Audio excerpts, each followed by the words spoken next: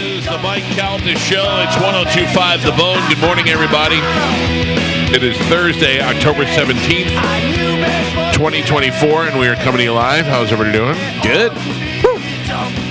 Hey, man, I'll see you. I'm not feeling it today. No, why? I don't know. Maybe I am. I was just reading about Alex. What's her name? Call Me Daddy. Yeah, Alex Cooper. Yeah. That really hurts my soul.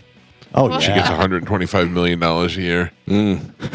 Maybe you should have banged more dudes, Yeah. And then talked about it. right? Yeah.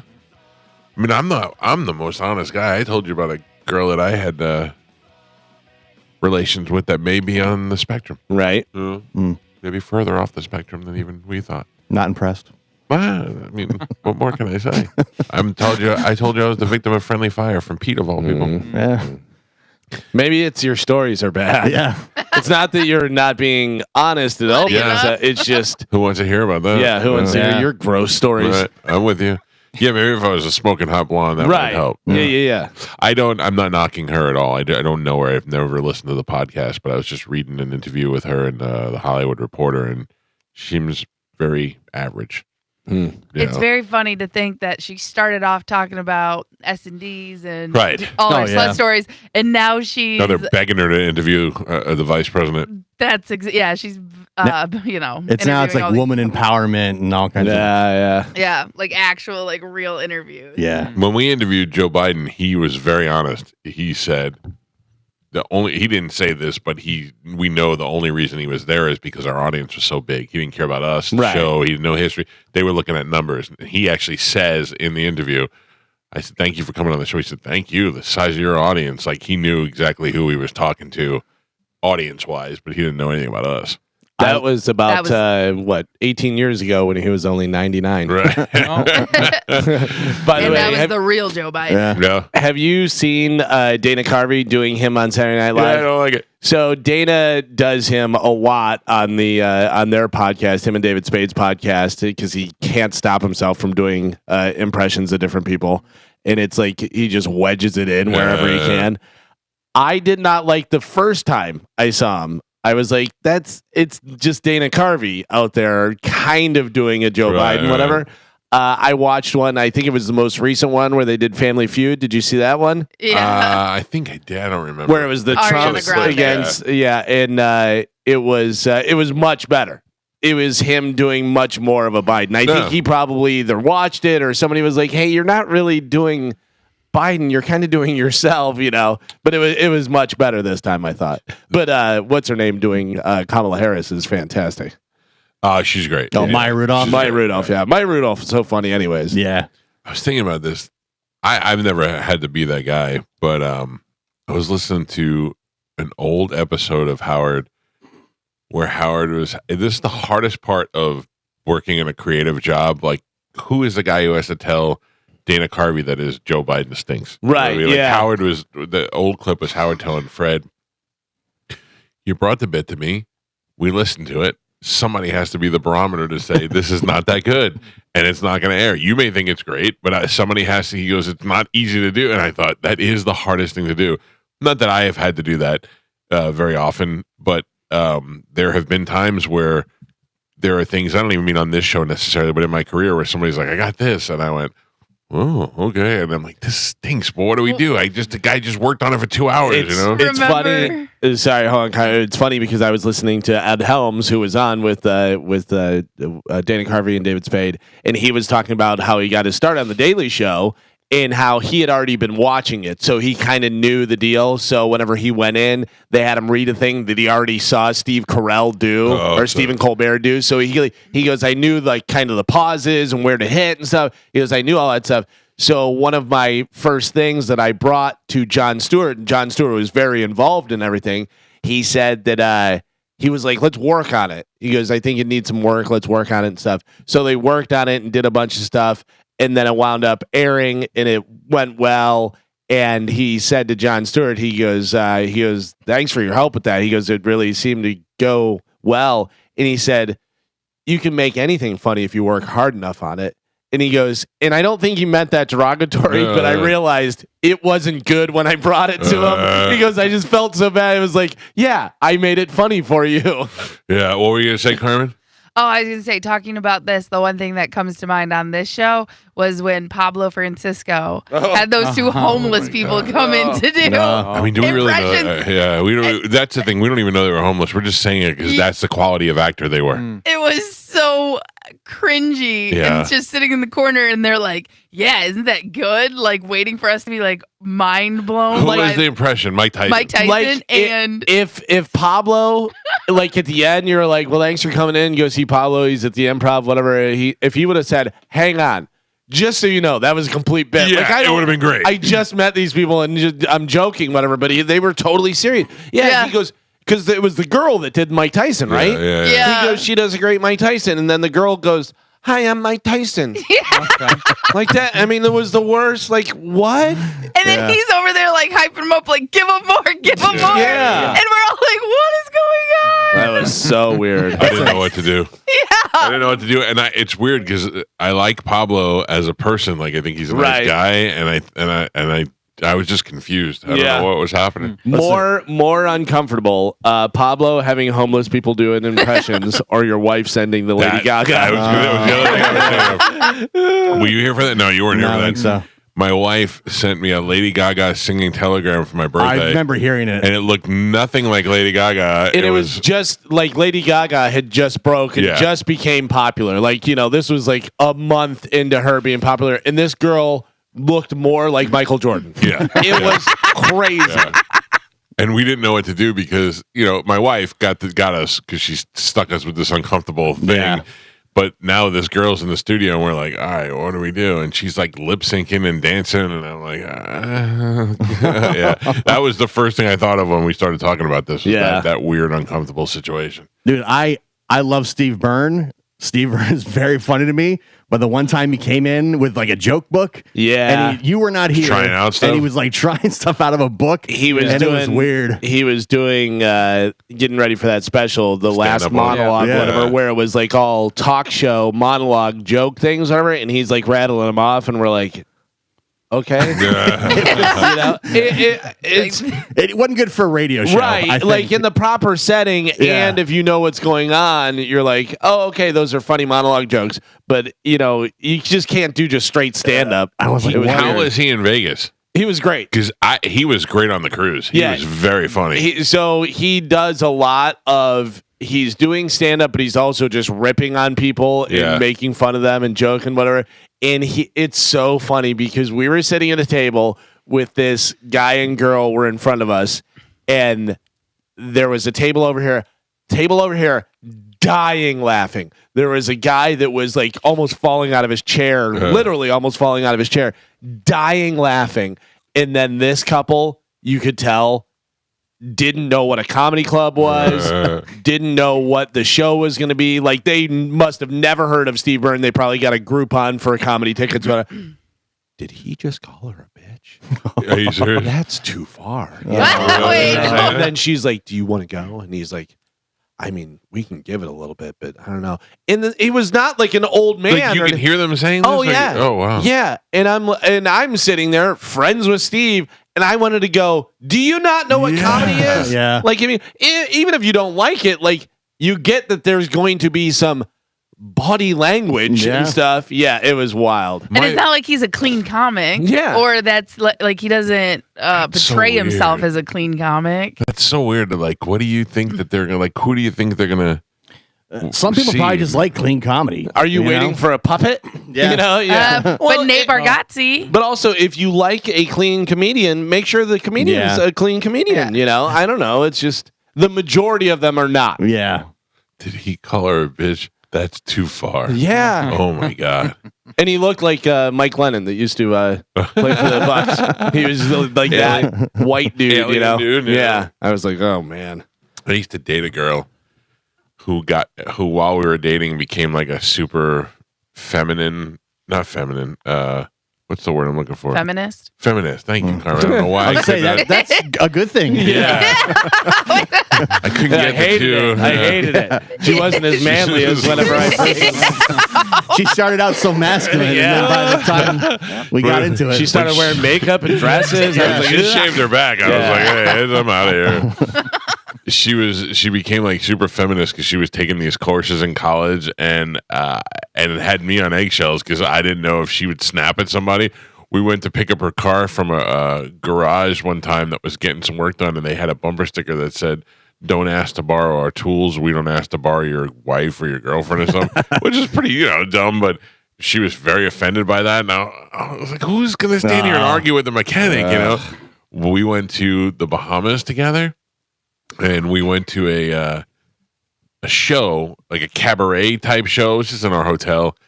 And they said that there would be some nudity in the show, and I was like, I don't need her walking out of the show. I had to go find out what it was. No. And what it was they had these women that were dressed like pineapples, and they had these tall things on their head, but they were shirtless. But I even think that they had things on their boobs, like flowers or whatever, but they had to let everybody know.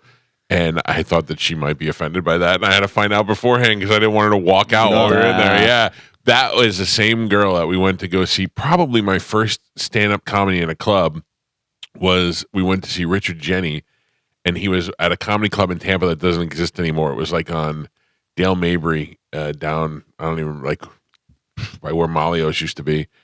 And we were in there, and Richard, we were sitting in the front row. I thought that's what you do at a comedy club. Yeah, let's get as close as we can. And Richard Jenny said to her, it was part of his bit. He just said, "What kind of shampoo do you use?" And she goes, "Oh, deodorant do you use?" And she goes, like she didn't know what to say. Like he asked her, she was just so on the spot. Right. And he looked at her and he goes, "What do you think? I'm going to make fun of you for wearing deodorant?"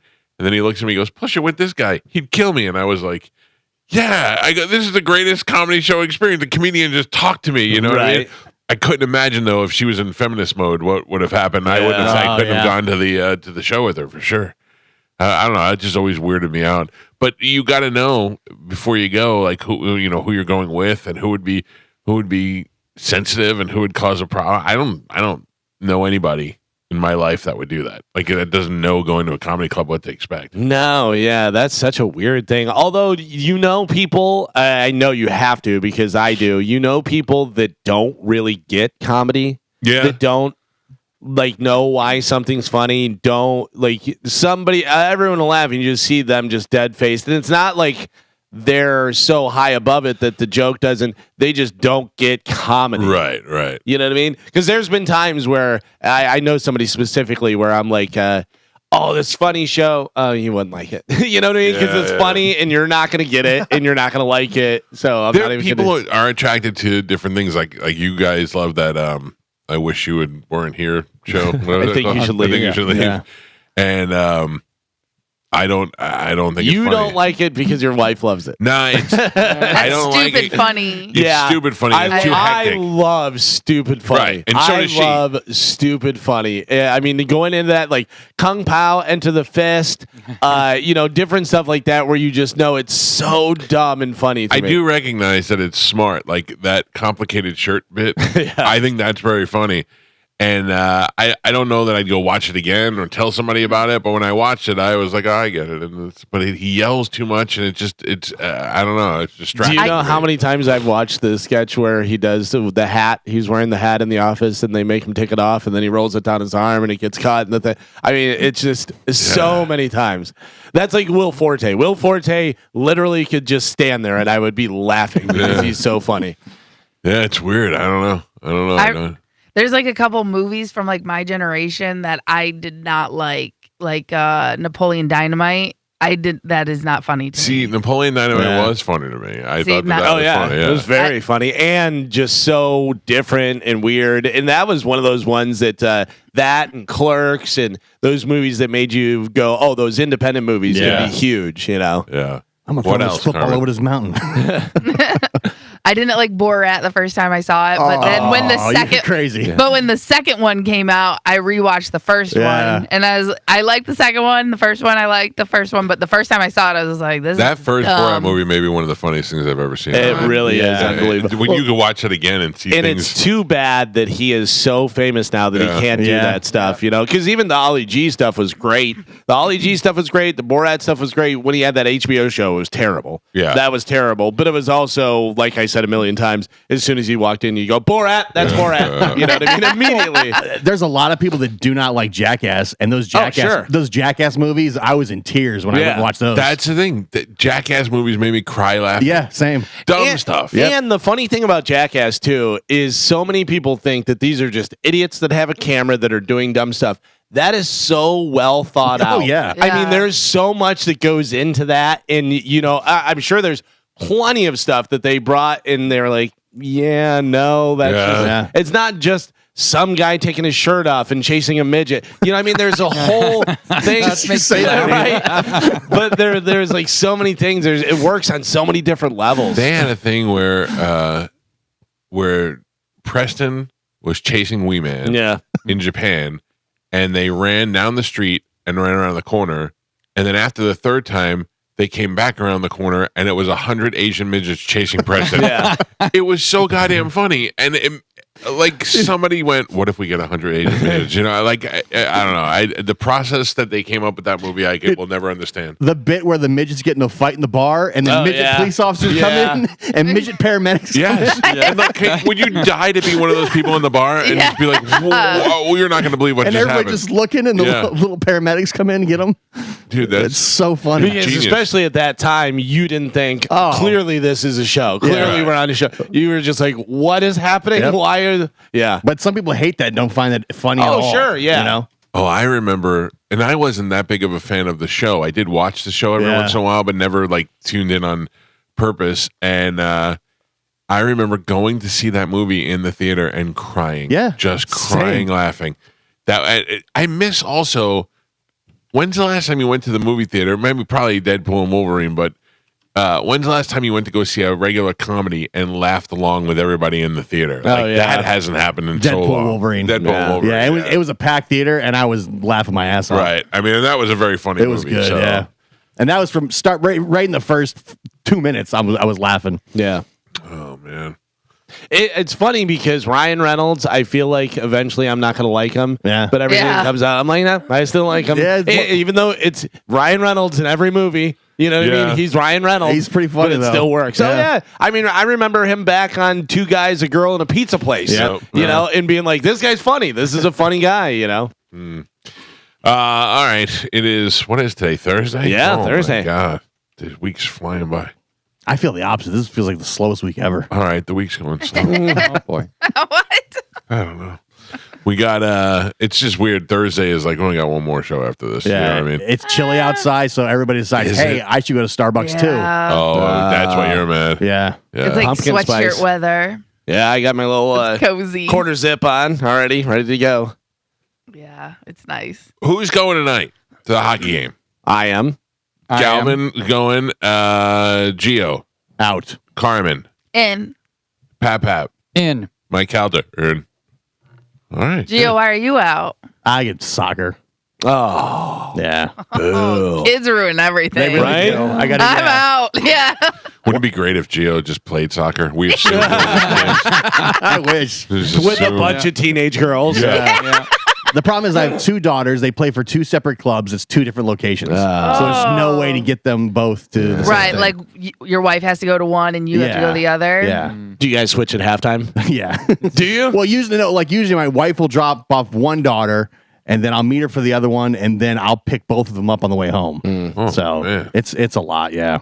Yeah, we got softball, but now with the storms, all the fields are all ruined and Yeah. stuff. So Yeah, they just got back out there yesterday was the first day. yeah. You need to tell your younger daughter to be better so she can play with your older daughter. Well, we That's tried what my dad did. we tried to get them at the same soccer club, but they didn't have a team at her age group for whatever reason. No, you play up. Yeah. And now they're playing, and now high school soccer's starting, and they're both trying out for high school. It's a mess. It's crazy. It's nonstop. Juliana made the volleyball team at school, so I was like, I'll do volleyball. Yeah. You do softball. Yeah. I think that's a good one. It's not working out very well. So this time, it's so funny. It's the only, and you probably go through this too.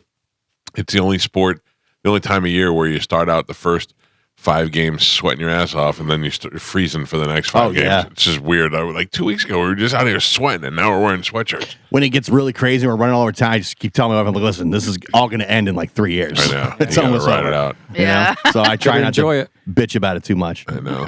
I'm with you, dude. It's a lot. I'm with you. I love that she loves to play. Yeah. Even whatever level she's playing at, she's enjoying it. So it's fun to watch. I do enjoy watching the games and stuff. So Yeah, it's been fun. I mean, I find practice to be the most tedious thing. To just have to sit there in the sun and watch them practice. But that is boring. It is boring as hell. But watching the games is great. Like now, I know the other players, so I'm like, "Come on, Katie!" I'm cheering for the other kids and stuff. Do you meet the parents or the team parents? Cool. Team parents have been very cool. I mean, I sit in the stands with everybody, so I haven't gotten to the part where I'm like, I need my own throne. I sit in the bleachers with everybody. I did buy a new chair on Amazon, but I haven't taken it out of the box yet because I've been sitting in the bleachers. Yeah. I thought if I buy the new chair and I go sit away from everybody. I got the chair. I got the battery powered fan that blows in your face. And I was gonna stuff. say that's my brother has the chair that's like has shocks on it and stuff, and then he's got the Ryobi fans that have the change out battery things and everything. Nice. Yeah. Then at some point you got to go over and like cut it up with the other dads and stuff. And this is crazy. Can you imagine we're gonna kick this team's ass? I'm not that guy, man. It's so hard for me to pretend. To be that you guy. don't want to be the. I'm with the moms. Yeah. I sit with the moms. As long as you're somewhere, you don't be the outsider. No. Yeah. I'm in the middle of They're it. talking about you. Yeah, there's always an outsider that sits away from everybody, and we talk trash about him. I got a Lady Hawks t-shirt. I'm in the mix with everybody. Perfect. I go to the concession stand and get a couple of waters and some Diet Cokes. Good, you're doing it right. All right, good. Just wanted to make sure. I got nothing. See you later. Shut it down. It's just it just hit me that we have to go to that game tonight. Not that I don't want to, but now I'm like, I should probably take a little nap. Oh yeah, absolutely. Right? Okay. I think Kucherov's already scored like 12 goals. Yeah. And it's only like 3 games in. Yeah. I'm excited to go to the game. Don't get me wrong. Yeah, and Golden Knights, that'll be fun. Yeah. I've seen them play a lot. I have a feeling that this is gonna be a high scoring game tonight. Oh man, are we betting tonight? You putting little Galvin Gambles out? Absolutely. All right. I mean, we're going. Why not live? Yeah, and betting and in-game betting and all kind of stuff. You want to know why not? Huh? Because when you post all the hits that you have. Yeah. I had a similar experience yesterday. I looked at my cumulative deposits. Yeah. Don't do that. The Hard Rock bet, and I went, oh man, that's 10 as 1,000. Oh. Yeah. I just had to pull up I had to Zelle some money to. I didn't do that. I had to Zelle some money to somebody yesterday. When I went into my Zelle, it showed all the money that I've sent out, and that includes all my my payments to Hard Rock Bet. Yeah. Yeah, I mean, I've been making up for it in visits to the Hard Rock, so it's all right. You can see when I go to finish, it's red. Oh yeah, I'm all red too. It's all red. It's not even like Christmas. It's all red, no green. Yeah, yeah. I see one green that you cashed out early. Yeah. There's one green on the whole thing. I hit for the other night for the Lightning to win every period, which was really? good. Yeah, that was a nice little one. What are you thinking about tonight? Do we know where we're at yet? Oh, I mean, definitely you want to go Kucherov and point for points. Yeah. You think Kucherov again? Oh, for points. For points, yeah, because either one of them, either goal or assist or something, depending on what it is, because it might be 1.5 for each one of them. Because obviously they do so well, but I don't know. Hagel's always good in there too. All right, we'll figure it out tonight. Yeah, I'm in for the fun. and depending, we'll see about block shots, how many saves, that type of stuff. They're all at like half a point. Kucherov, half point. Really? Braden point, half point. Is that for points or is that for goals or what? Which is that? Wait, it says power play points. Power play. That might be different. That's a new thing that they put on there. So they have okay. power play points up top, so everybody gets confused. Oh. You got to go down below it, and then it's regular points. There. Yeah, Kucherov's 1.5. Braden point, 1.5. Yeah. See. So yeah, that's how they get. See, now I look at that and I'm like, I'm taking the under. They've been doing so well. I'm going to take the under. Yeah. Yeah, then I Yeah. lose all the time. So yeah. Oh yeah, the other I was watching last night. What was it? The Maple Leafs were up like 5-0 in like the second period or something, and then the Penguins and who they were playing, whatever it was, like 5-4 or 6-4. Crosby did something last night. He scored a goal, and it was I don't know how many points he has now for his career. It's crazy. When we were preparing for the hurricane, I don't know if you guys noticed because when you come here it's dark, but I have these 2 planters in the front of my house, and they're concrete planters, and Joey and Amanda laid them down. Yeah, I remember you saying about that before the hurricane came. So I went outside and tried to pick them up. Yeah, I mean, I couldn't even budge them. And I said to Joey, I go, "How did you get them down?" He goes, "Mom had to help push them over, and then I had to like help lean them down so they didn't crash to the ground. They were so heavy." And I said, I can't budge it. He goes, "I know. I tried to pick it up. I can't pick it up either." My nephew Tommy came over yesterday. Oh, one finger, Goliath. Yeah. And I go, "Tom, will you do me a favor before you leave? You help me lift those planters out front?" And he goes, "No problem." 5 minutes later, he goes, I didn't even know he went outside. He goes, "Planters are up." Of course. Not even surprised. He is a big dude. Because I was saying before, like I'm tall, and anytime I see anybody taller than me, I go, "That guy's really tall." But like he's just a big He guy. looks like a mountain. Yeah. Mm-hmm. He's just a massive kid. Like he should have played Paul Bunyan in every That's what I always school play. I go, "Where's your blue ox?" I say that to him all the time. He's just tremendous. Like he moves and shadows appear behind him in the house. It's crazy. How old is he? Is he 22? Something, yeah. Around there, whatever. Range. Yeah. 25, I think. Maybe. I don't know. So he's probably done growing then. Oh, yeah. But still, he's Well, giant. he was always skinny, but then he power lifted and he got big shoulders. So that's amazing. All right, let's take a break. We got the open letter rewind happening this morning. Come back. We'll play Sporcle, where Gio broke my streak yesterday. Damn right. Slated hard. Carmen will tell you what we have to give away. It's the Mike Calta Show. This is 102.5 The Bone. We got stuff to give away, Carmen. What is that stuff? We do. We have tickets for Experience Hendrix, Daryl Hall, Space, Brian Regan. Oh, I was like, what is Space? TSO, Reggae Rise Up, Thomas Rhett, and pew, pew, pew, the Mike Calta tailgate for Monday Night Football. That'll be a good one. Monday Night Football will be fun. It'll be Frask outside. Yeah, nice. So if you're looking to go to that, we will hook you up for sure. All right, let's do it right now with a little bit of Sporcle. Here we go.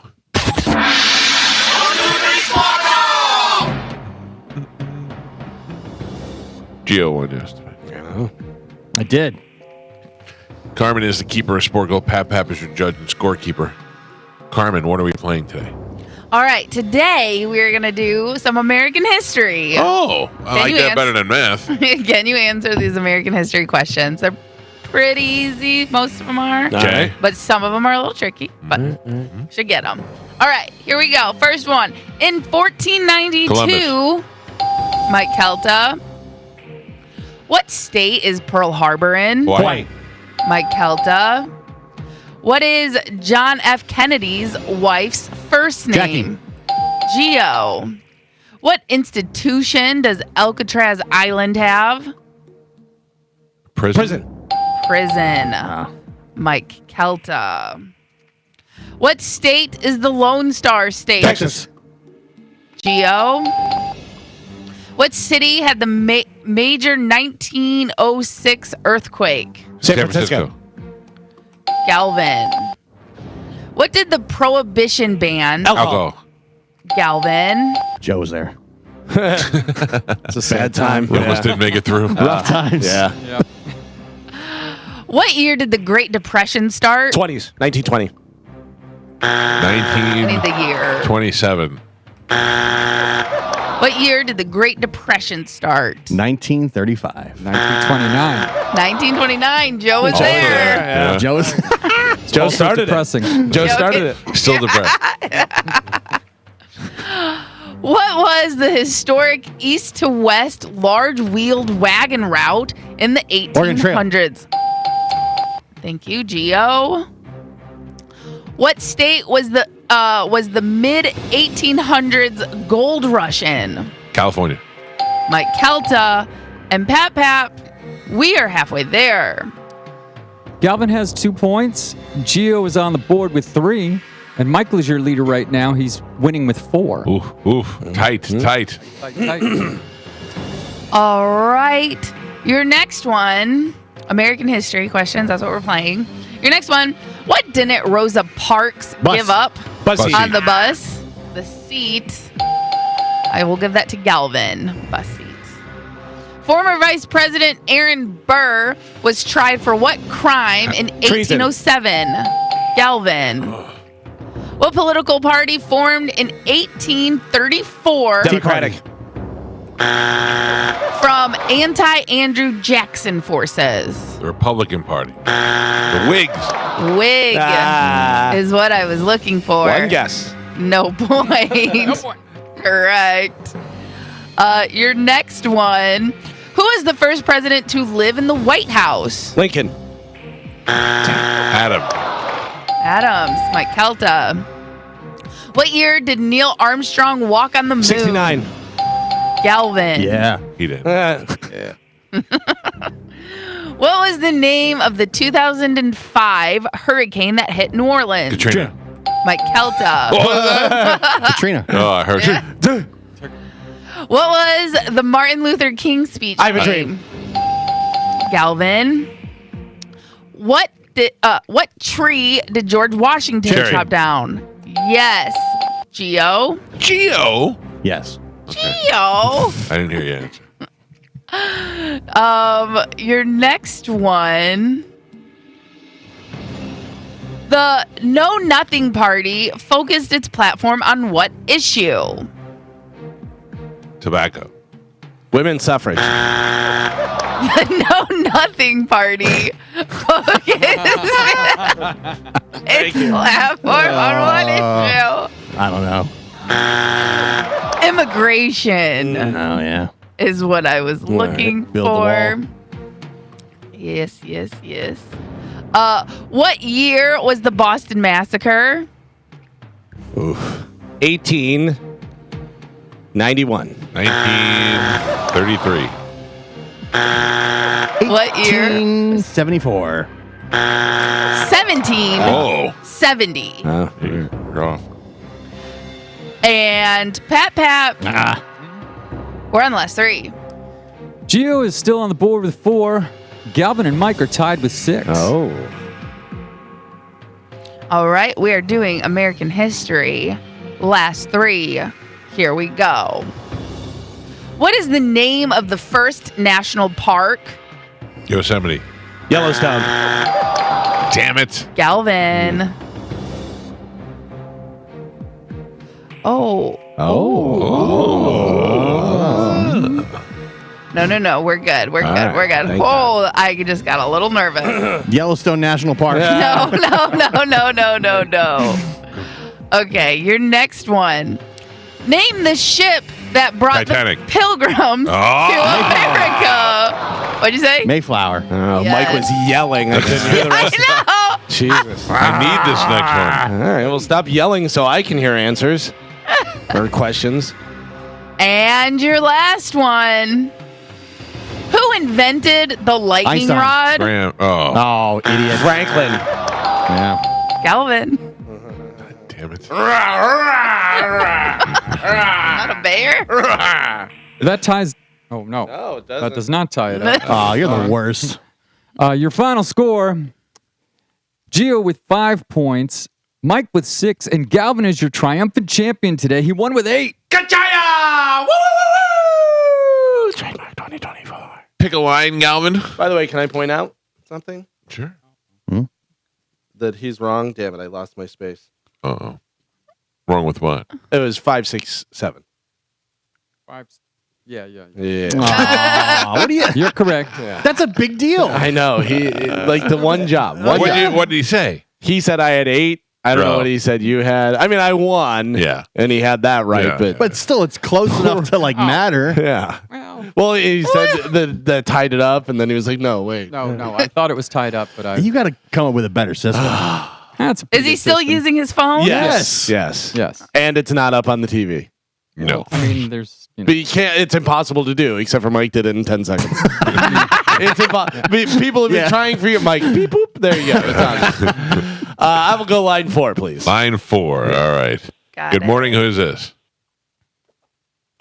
Hello. Hey, good morning. This is Jeff. Hey, Jeff. How are you doing? Good. Where are you calling from? I'm calling from Port Charlotte. How are things out there after the storm? Where I'm at, we did okay, but the beaches after both of the storms are completely destroyed. Yeah, I bet that's awful. All right, well, I'm going to put you on hold, and Carmen will give you a bunch of things to choose from. We'll hook you up with a prize. All right, buddy? Cool. I appreciate it. Thank you very much. Thank you for listening. Appreciate you. There you go. If you want to get through on the show today, 800-771-1025 are the phone numbers. I don't know if I want it up on the TV. I mean, you can do it, but I think I wouldn't look at it. It would bug me. I'd have to look down. Yeah, you know what's so funny is, do you do that whenever you're answering the questions? I like focus on one thing. I usually just stare at that microphone so I don't get distracted and try and focus on what Carmen's saying. Right. But like, what is it that he could do? I don't know. Replace him. Maybe just write it down instead of be a different person. Right. A bunch of people have sent me. Amazon has those things where you can click in, but they're junk. I've seen them before. We've had them in the studio. They're junk. They break. He's got the little abacus over there. I do. You should just slide one over. I just keep my own score. I don't trust Joe. I keep my score as well. I have full, complete trust in Joe. Thank you, Mike. You should not. Yeah, you probably would have won today. Yeah. No, don't listen to him. I don't, Joe. Right. There's no way they're going to penetrate my relationship with you. By the way, just remind us, Candy. Oh. Galvin, what do we have coming up in news? Coming up in news today, wrong racism, trip failure, and we call him Lightning Lane Mike. Oh, yeah. Lightning Lane. Yeah. I like it. Watch out. Oh, no. Galvin has your news. We'll take a quick break, come back, and dive right into that next. It's the Mike Calta Show. This is 102.5 The Bone. Let me ask you this. Did you get your Metallica tickets? I did not. Are you planning on getting your Metallica tickets? I don't know. I mean, honestly, Galvin, it's so far out. If I start planning it now, something's going to screw it up. Here's the problem, though. Yeah. Is it will. But if you have the tickets, then you go, I can't. I have tickets to Metallica that night, those nights, so I'm not doing anything else. I'm not really sure. He just wouldn't go, just like Taylor Swift. But I think, Taylor Swift, Taylor Swift, just for his daughter, obviously. But that I think is the thing that's holding you back a lot is that you go, I don't know, do it, go, because you want to see Metallica, you're going to have a good time. So I got my wife this thing for her birthday where we were going somewhere. And then the Bert thing changed to that weekend, so now we have to change it. Like nothing I plan ever works out. Plus, he's holding out for somebody to invite them to the suite. Oh, for sure. Like I get that, I understand that you want to try and have good seats and do all that stuff, but I would start working on it now. Yeah, make it happen. I plan my stuff. But see, the good thing with me is, people assume that we just get whatever tickets we ask for, and that's not always the case, especially when it's a huge band like Metallica or Taylor Swift or something. I bought mine immediately, right. So I am not opposed to spending the money. So when it comes down to it and it gets close and I'm a week out and I don't have tickets, I'll go on StubHub and I'll spend the money to get the tickets that I want. So I am not worried about that. Right. There is so much of that going on now, and people just buying tickets to resell them that now it just seems ridiculous to do that. I will do it. I will get it done. I don't know that I'm going to both days. Shut up, Carmen. You're not going. I'm just saying nice things about you off the air. Oh, well, thank you. Take it all back now. Wait, why? Because I know you. Yeah. That's why you should say nice things, because I know you. She knows your body. I know you very well. You feel me? Yeah. Yeah, I get you. Yeah, if you haven't bought them yet and you're not excited, like Pearl Jam, you're buying them, you're booking your flights, you're taking days off. You're canceled 2 shows this year. Yeah. You're buying them. I was going and I had to sell them. Yep. He was in the queue online waiting. Yeah. Right. So, I mean, I get it. It's something that you would like to do. I enjoyed Creed. Yeah. You're not going. He was at Creed. I can guarantee he was at Creed. It's so funny. The picture that I took of you at Creed to prove that you were there, people were like, photoshopped. I can't help it. I'm a good AI now can do anything. It's wild. It's wild. Yeah, I'm having some trouble with AI. So I put up pictures every week of me at the doing something with the Bucks, Yeah. And it would not. I said create a picture of me holding a dead raven by its wingspan while I'm wearing a Buccaneers uniform.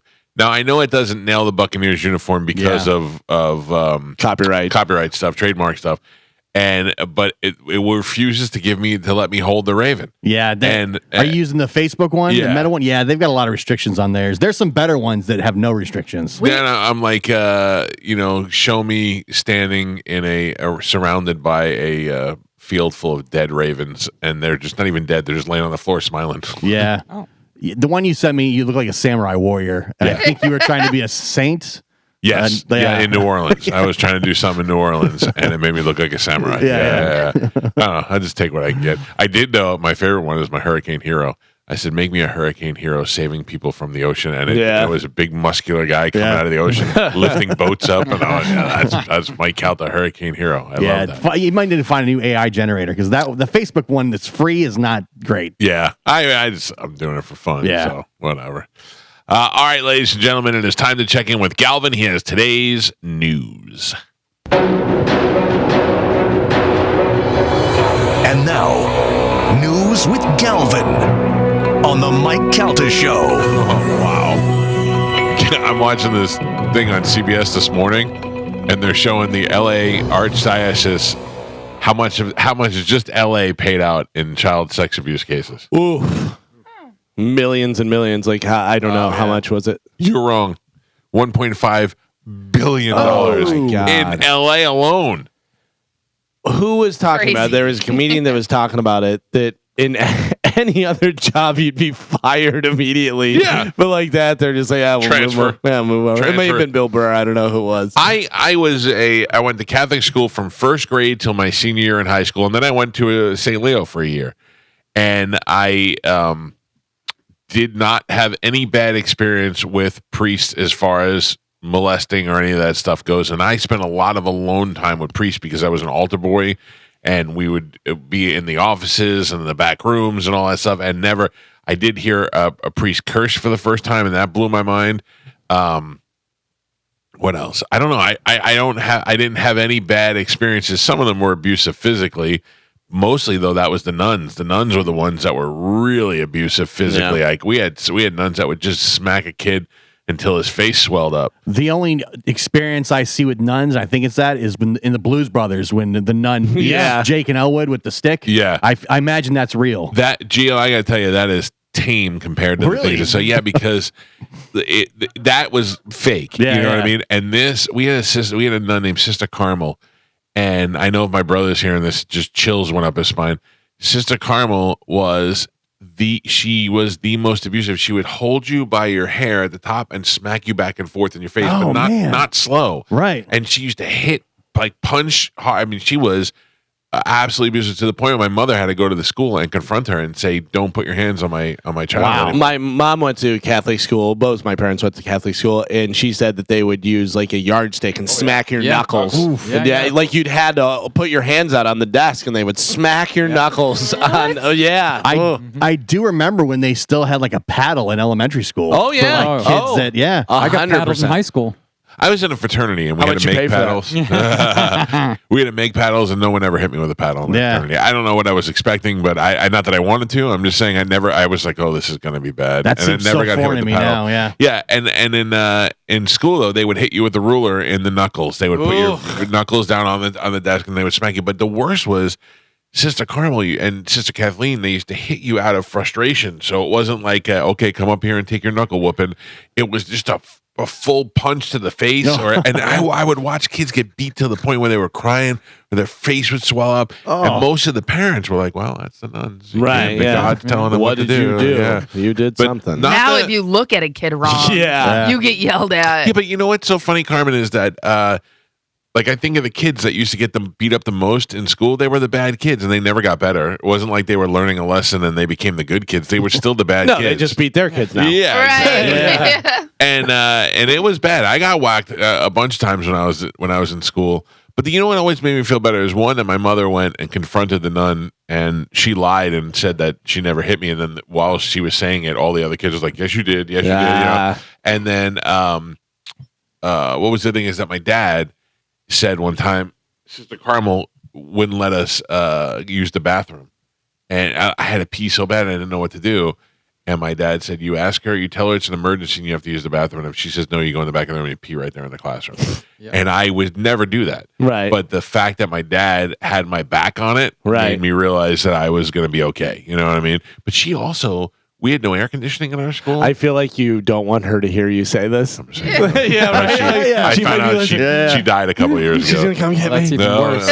She's still haunting you. Yeah. No, you want to know what the worst was? She had the biggest, pointiest breasts you'll ever see. Right. Not an attractive woman. Didn't wear the nun habit. She wore regular clothes, but she had the most coney madmen looking pointy breasts. And it was such a weird thing to see on a nun. You know, she'd wear these tight tops, and I don't know. It was very odd, but there were a bunch of great nuns. I had Sister Rosemary was our principal. She was a wonderful lady, but the priest never did anything, and I don't even know of anybody up until high school that was even touched or molested or that came up in a conversation, and we were around it a lot. That you know. You're right. That I know. Carmen, I really did you know anybody that banged any of your teachers? No. Didn't Dinah wind up banging her like health teacher after high school, like a year, like the year after she graduated? Yeah. Did she bang him, or did somebody else bang him? I think she did, but I don't remember how the story about it. I remember she banged a teacher. Yeah, but it was literally like just out of high school, and then was like, "Hey, you're out of school now." What? Yeah, I think that you don't get in trouble for that, but that still would be a mark on you. Not a great look. Yeah, not a great look. When I was in high school, there were rumors that that a girl was with one of the teachers. And then later on, after they got married. Oh, that's crazy! You always heard the rumor, and then like years down the road, you found out they got married after high school. Yeah, I got to be honest with you. So in high school, I was banging, doing stuff, but I was so focused on the girls in my class that I never even thought of teacher or anything. And we had some attractive teachers and stuff, but that never crossed my mind. That's not possible. There were always rumors in my school. Well, first of all, there were two things. My friend James, who was in the studio with us and on the air with us, because his son has a debilitating disease that he fights for. He banged one of the gym teachers, hot gym teacher, like the only hot one in the school. But we had another teacher, Mrs. Martucci, who was the sister of one of the students, Eddie, who is our friend, and she became a teacher after she graduated.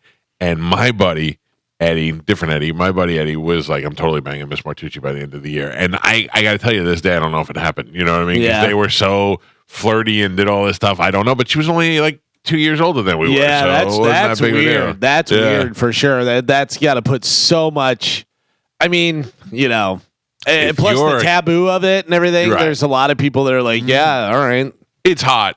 If it's a girl coming on to you, it's hot. If you're a teacher taking advantage of a student, it's gross. But if it's a girl coming on to you, it's kind of hot. But also, you have to realize you're throwing everything away. Oh, 100% throwing everything away. Your career, your possible freedom. Also, imagine you're like a couple years older, so you're like 20 or something or whatever, and the kids are in high school, and now you're getting attention because you're the teacher, and if you're somewhat attractive, that kicks you up from you were a 6, now you're an 8, right? And all these like high school students are like, "Oh, Miss blah blah blah, you're so hot," this that, or that there's a lot of girls that would love that attention, and not even think about throwing it all away, but they are. When I was 19. I worked as a counselor for kids in a summer program in high school. 19, I'm barely out of high school. Right. And there was one kid who was cool. We used to talk about music together, and he was like, it was Metallica and Guns N' Roses were playing. And he Did was you bang him? No, but he was like, we should go to that concert. And I'm like, I can't go to a concert with you, even though we're basically the same age. Yeah. And there was a girl who graduated. She was a senior who graduated. And the last day, she gave me her phone number, and she's like, call me over the summer. And I was like, no, I'd love to, but I cannot. Yeah, she gave me the smiley, flirty, call me over the summer, and I was like, no way. I mean, but she was Carmen. She was only a year younger than I was. Right. So it wasn't like... But just a bad look for the job. Oh, yeah. And I was a summer counselor. It wasn't like I was a teacher, but still, it was a bad look. And also, I was working there with my girlfriend at the time, so it was a really bad look. Yeah. So. Gotcha. All right, what do we have in news, Cal? Today's news is brought to you by Pelt Shoes. Stop into Pelt Shoes if you haven't lately, because they've got everything you need right in there. They have 6 locations throughout Pinellas, Sarasota, and Fort Myers. You can stop in there, check out the 3D foot scanner that is complimentary. Make sure you get the perfect fitting shoe, and they have all the different styles styles and brands you're looking for. So stop into a Pelts today. Make sure you tell them Galvin from the Mike Calta Show sent you. So Mike Calta, are you ready to find out about Lightning Lane? Lightning Lane, that's the fast food restaurant that Rob Gronkowski owns. No, it is not. It is not. This is Disney Parks are introducing a new skip the line service called Lightning Lane Premier. Okay. So it's going to be out in California, but here in Orlando as well at Walt Disney World in Orlando, they debut the Lightning Lane Premier Pass on October 30th, and it's only available to guests staying at a deluxe or deluxe villa resort, which is what Universal does. Okay. Lightning Lane Premier Pass can be purchased up to 7 days before your visit, and prices are set for one park per day, skipping the line for each eligible attraction once per day. Those who buy the service can enter the Lightning Lane for a ride whenever they choose throughout the day. Prices will vary by date and theme park. The least expensive park is Disney's Animal Kingdom theme park, where the Lightning Lane Premier Pass will be $129 to $199 plus tax per person. Oh, it's more than the ticket. At Epcot, guests will dish out $169 to $249 plus tax per person. Access to all Lightning Lane attractions at Disney's Hollywood Studios will cost $269 so wait to $349. Star Wars Land. You're not getting it if you stay at the hotel. You have to still buy it if you have to stay at the hotel and you have to buy it. That's insane. You can't buy it if you don't stay at the hotel. Universally, stay at the hotel. Your key is your fast pass. The most expensive park at Walt Disney World is Magic Kingdom, where the prices range from $329 to $449 plus tax per person. On top of your ticket, which is like $100-something. On top of your ticket and on top of your stay at the deluxe. Which is $600 a night at the least. Yeah. Insane. How about that? That is insane. It's the most magical place on earth. Listen, if you're gonna do it, you might. Yeah, I was gonna say, when are you gonna get it? Yeah, probably. I mean, look, if I'm gonna go, I'm gonna do it right. But I mean, we usually like to go around Christmas time. We'll stay at. I would assume we stay at, what do you call it? What's the one that we stay at? I don't. The Tahitian Contemporary or whatever. No, well, we stay at the Contemporary normally, but usually Christmas time we stay at the fancy one, the Grand Floridian. Grand Floridian. Yeah, and the Grand Floridian will probably be one of their deluxe hotels. I would imagine. And then on top of staying there and paying $500 a night, I have to pay $300 a person for fast passes. Jesus. Pay $300 per person for a fast pass to have your daughter go, I don't want to go on any rides. Can we leave? You're going on all the rides. You know how much I paid for this? They say that new Universal Park is opening Memorial Day next year. Oh, really? That place is going to be insane. Yeah. Universal really gave Disney a run for their money. They really came in here hardcore. Yeah. There's a lot of land. Do you remember there used to be Circus used to be here? Oh, yeah. Do you remember that? Yeah. Mm-hmm. Was it Circus, or is that what it's called in Vegas? No. There was a Circus World. Yeah. It was Circus World. Was it Circus World? I think so. Remember Boardwalk and Baseball? Boardwalk and Baseball. Yep. Yes, there was Circus was out in Vegas. Then this was Circus World. Yeah. Circus something. Yeah. And because I remember when I came here on a Boy Scout trip when I was in like 7th grade, and we went to Disneyland, Disney World rather, and Circus World and Sea World. I think we hit all the worlds. Yeah, that was a long time ago. You know what they're doing out in Vegas? So the old Mirage, they tore down. Do you know what's going there? I know the Hard Rock is going somewhere. It is, and it's a Seminole Hard Rock. Oh, yeah. Yeah, because I was talking to one of the dealers out there, and he was saying, where are you from? I said, Tampa. And he goes, oh, you guys have the Hard Rock out there. He goes, they're building one here. The Mirage, they tore it down. And I go, we have a Seminole Hard Rock there. And he goes, no, this one's going to be Seminole too. And I go, is it really? And I don't know whether we had talked about that before or not, but I looked it up. Yeah, so it is Seminole Hard Rock. Wow, very nice. I read an article how they're building the guitar like in Hollywood. Right. So it's supposed to be like double the size. Well, because Mirage had the volcano out there, and so they took that down. That's where the guitar is going to be and stuff. Because I was at one of the Hard Rock places, and I put down my Seminole Hard Rock card, and the dealer took it, and he kind of looked at me, and then he moved it over to the side, and then like waited for the pit boss, and the pit boss came over, and they looked all confused and stuff. And I'm like, what is going on? And the pit boss knew. He goes, oh, this is Seminole Hard Rock. He goes, that's a different property. You know, this is regular Hard Rock.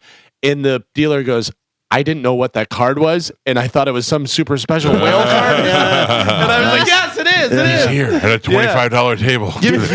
Right. Did you see the Sphere when you were out there? I did see the Sphere when I was out there. I did not go in, but I saw it. And by the way, I saw the Eagles apparently now own the Sphere because they're doing even more dates out there. They added a bunch of different ones, but I saw a bunch of people with Eagles concert T-shirts from that. I don't know how that would be to see the Eagles because from where I was for UFC, it was so small down there, which was fine because you got all the screens and all that, and you could see what's happening.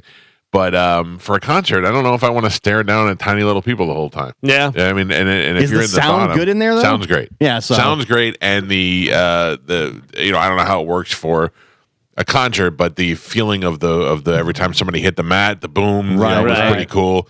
It's absolutely amazing, and anything you do in there probably will be enjoyable. Right. But I'm just saying, for a concert, I think you need to be more cautious of where you buy your seats. Only one way to find out. Let's go. Yeah.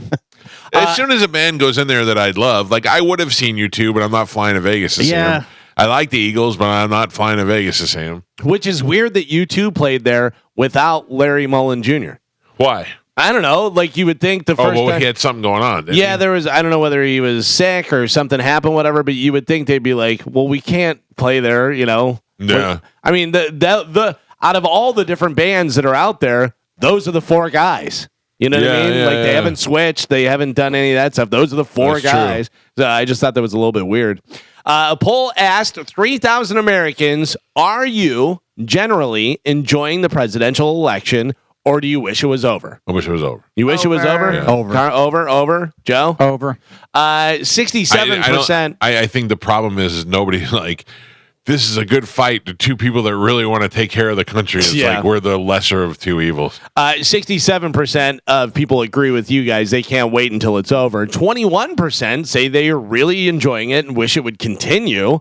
And 12% just aren't sure. They're just like, Yeah, I think mostly people wish it was over or aren't sure really what's going on. Yeah.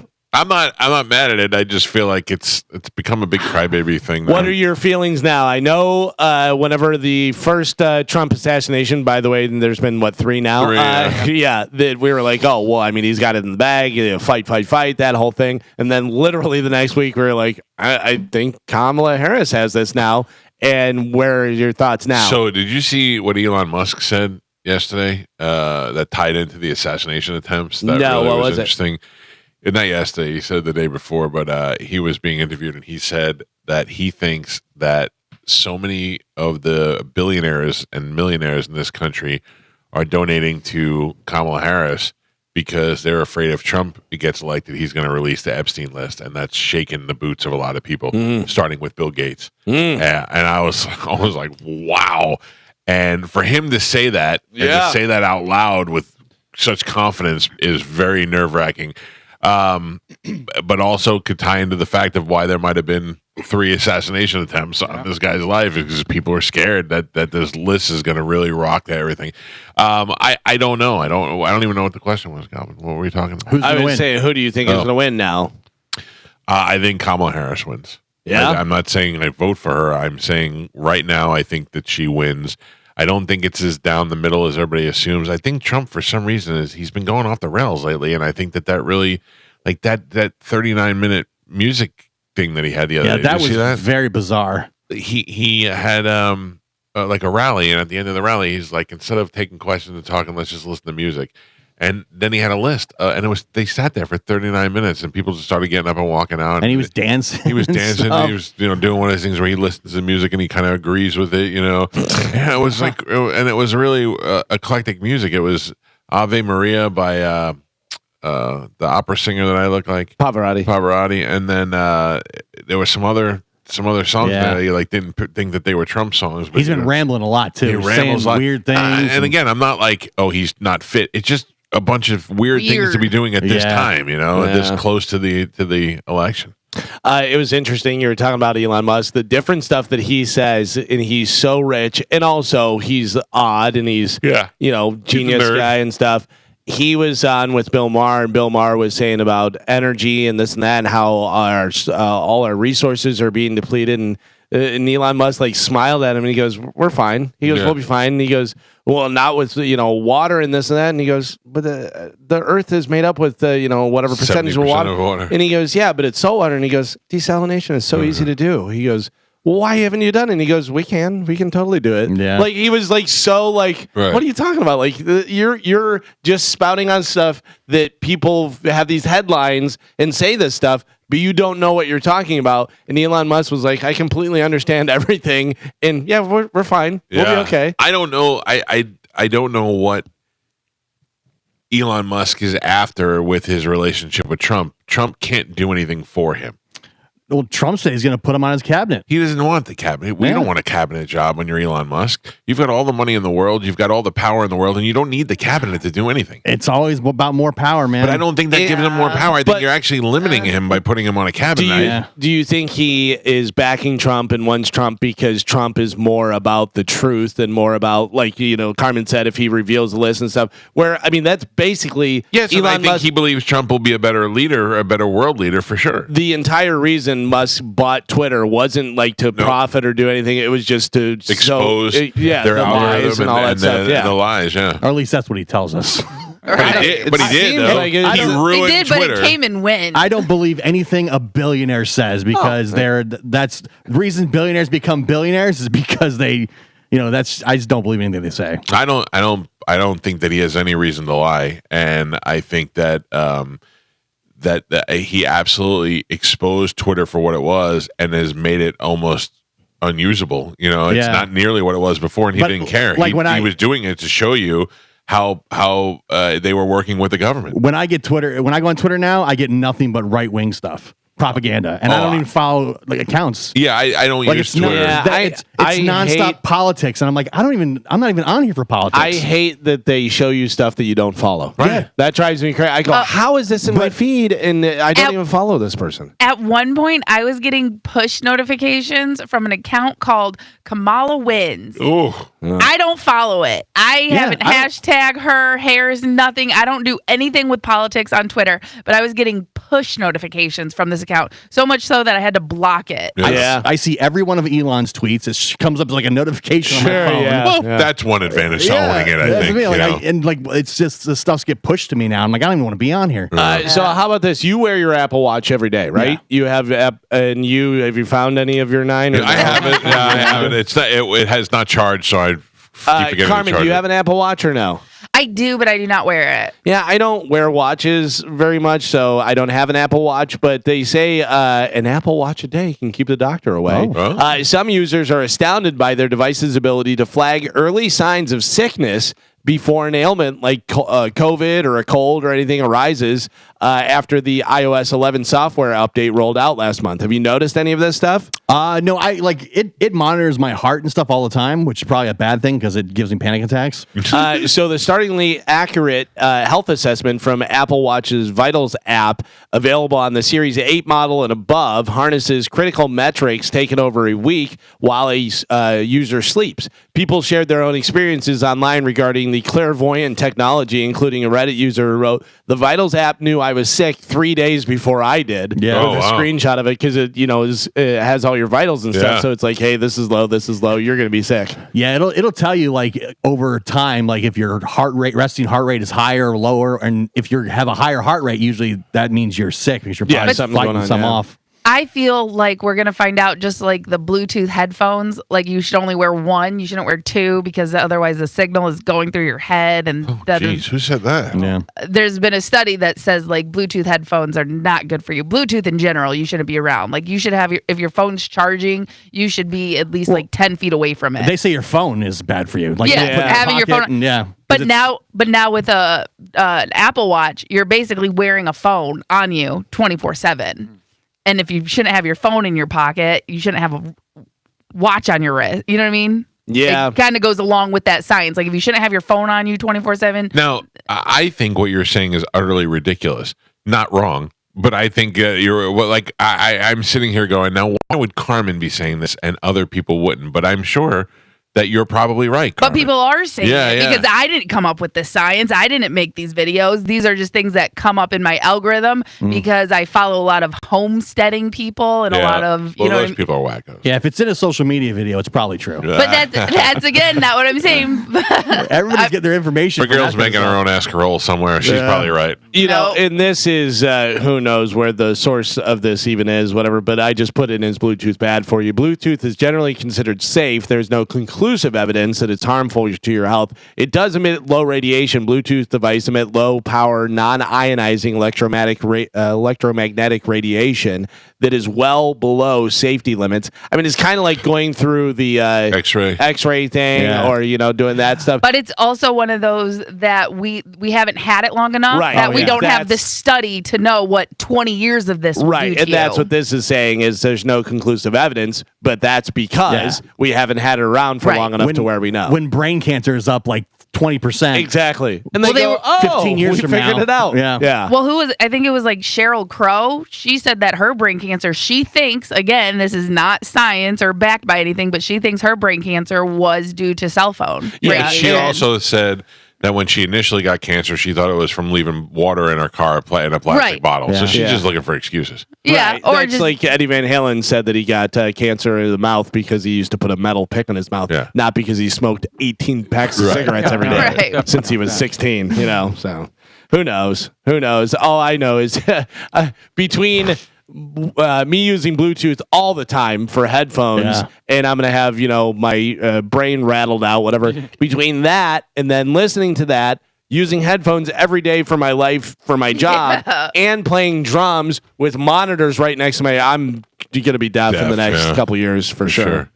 A woman in Hillsborough County claimed a $1 million prize after winning a lottery ticket at Publix. The Florida Lottery said that Angel Colon of Plant City won the prize with the $1 million a year for life spectacular scratch-off game. Colon bought the winning ticket from a Publix in Auburndale. The store will get a $2,000 bonus for selling it. She chose to take her prize in a one-time payment of $640,000. Not life-changing. Not life-changing. Well, maybe very life-changing. Maybe for a lady in Auburndale. Very life-changing. Ridiculous. If I gave you $640,000, your life doesn't change, Gio? Temporarily, maybe. It Temporarily. Can you pay off your house? Everything's temporary. Yeah. Boom. And do you still have money left over? I mean, technically, it's life-changing. Yes. I answered no to all these but questions. not like, life change. It's not changing my lifestyle. Sure it is. Oh, come on. No, Yeah, if you don't have a mortgage, Gio, if you don't have a mortgage to pay, then you have that money why are to you do other yelling at things me? with. Because you're wrong. you don't understand. You're wrong. You and don't he's get it. wrong. I'm not wrong. That's You're not a lot of 100% money. wrong. If you gave me $640,000, how do you think that changes my life? Because you have $640,000 more than you had the other day. Right. That changes your life Right, for but sure. I have. So let's just assume I have You have that? $640,000 now. Okay. So then you gave me another $640,000. I have more money, but I'm not doing anything different. You It's didn't not give a me lifestyle $10 million. You 100% are doing something different. What do you think I'm Even if doing? it's little things like, you know what? I will get those Metallica tickets. That changed your life. Okay, all right. Hold on a second. Butterfly effect. Yes, it's definitely changing. Yeah, you're not the course of retiring. what I'm You're doing, not doing any but of it's that not stuff. life-changing money. No. Like it's not like I still can't pay off my house. I don't have. You know what I'm saying? I don't have. Right, but it's also not a kick in the knee. You guys it's making not like hurting me. No. $640,000. But I'm not coming home celebrating and going, well, let me call Jason and tell him I quit now. But that's life I changing. think you're celebrating. I think you're definitely happy about it. We may go have a fancy dinner that night. Yeah, we might have some lobster. Sure. Look, it's not. Changes your life. When I say it's not life changing, I don't mean that it's dull or it's not. It's hurting me. What I'm just saying is it doesn't change the way my day-to-day operations doesn't upend everything. Right. Like, I get that, whatever. But also, you guys are so different. You need to stop saying stuff because it's ridiculous that you're like, on the same side as him. It's different. You two are completely different. You could easily pay off your house and have a good chunk of money in the bank where it makes it a lot easier for you to do a lot of different things. You could work only one job. Yeah, but I'm saying it would change a lot of small trivial things, but I don't think it would alter my life that much. You're not moving into a bigger house. No. But your house is then paid off, and you don't have that mortgage. Yeah, I realize you don't that, have that payment anymore. I'm not driving a fancier car. I'm like, most people probably wouldn't even know that I had won that money. Right. That's but is how your I car feel. paid off? Yeah. So again, all that money that you're spending on those bills. Yeah, if I cut off my right hand, it would change my life as well. It helps financially, but it is not changing his life. Yeah. It is. It's definitely changing his life. Yes. Like he wouldn't have to work a second job. Boom, that's huge. I don't think he has to work the second job now. Like technically, yes, on a small trivial level, it would change things. But like my life overall, I don't think would change that much with that kind of money. To me, if you gave me $600,000 now, that would be for me. I would put that in retirement and forget that I even have it. I'm not traveling the world nonstop. I'm not Okay, but altering my life. here's the other side of that. You might be able to go to Disney once. Here's the other side of that. Give me $640,000. That's different. That's going to change your life. That's different. You're depleting this. You're depleting his. There's a minus nut of what he has. Right. So if you add that, that's a life. No, if you said to me now, write me a check for $640,000, that would hurt me.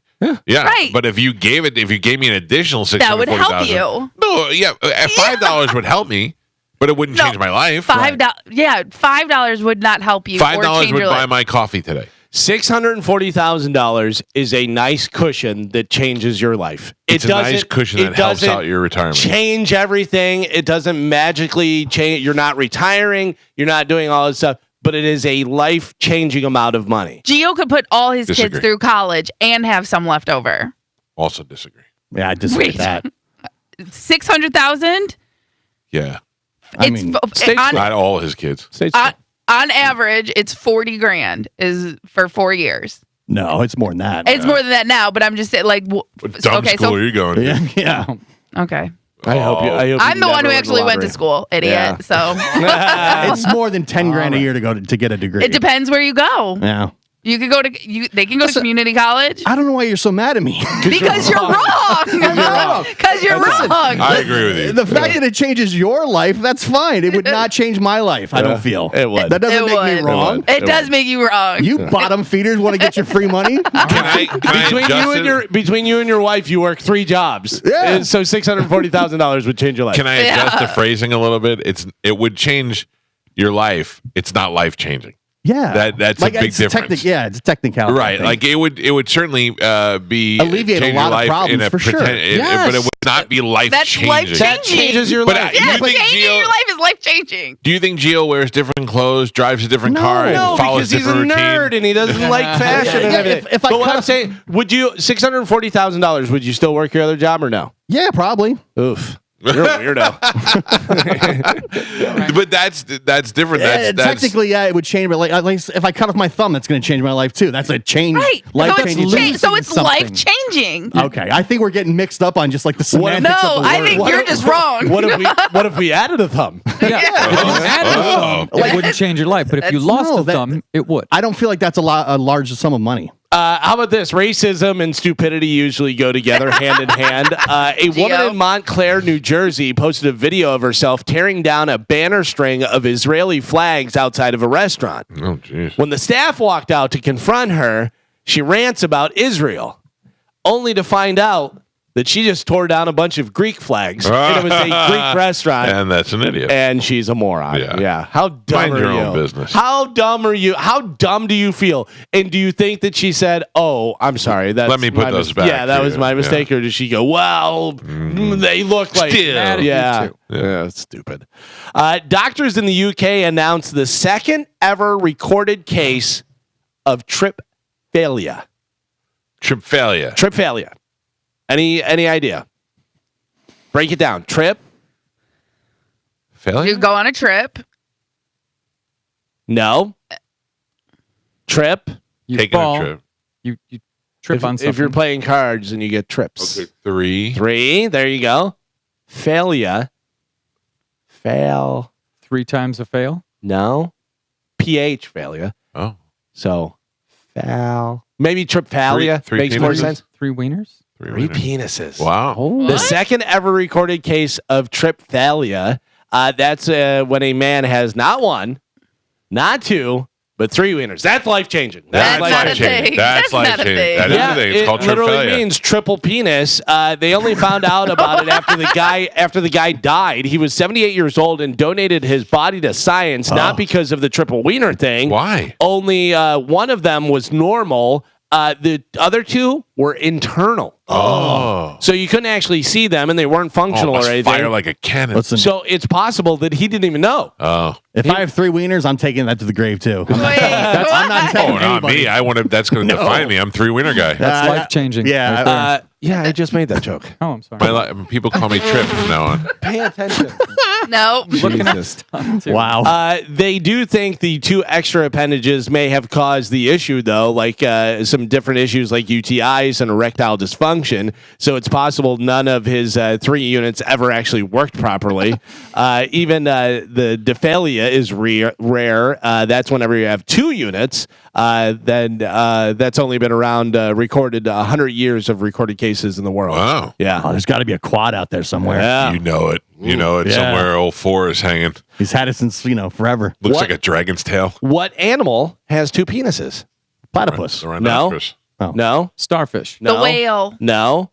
Well, you know what? I don't know about the whale. And The I, whale has a big old one. I gotta be honest with you. I don't know about any of the other ones. I know which one I'm thinking of. I love does. that we all answered so confidently. I'm like rhinoceros. Of course.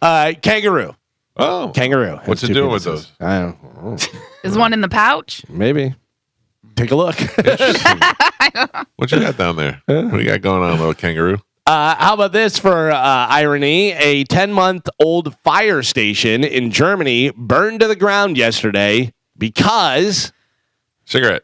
no, the city opted not to install smoke detectors. Oh. Yeah. Well, there you go. Shut up. They say the damages are estimated around $22 million. Can I tell you, I had Chad change our batteries out last year, and then when Dino was over painting, he had to take them down, and he's like, "Why do you guys have batteries in these?" I was like, Hardwired? I was like, "I don't know. Yeah, so they work." And he's like, "Yeah, they're wired in. You don't need to do that." But I would cook steak, and they would never go off, and I cook it where it Burn it. smokes. Yeah, and I'm just like.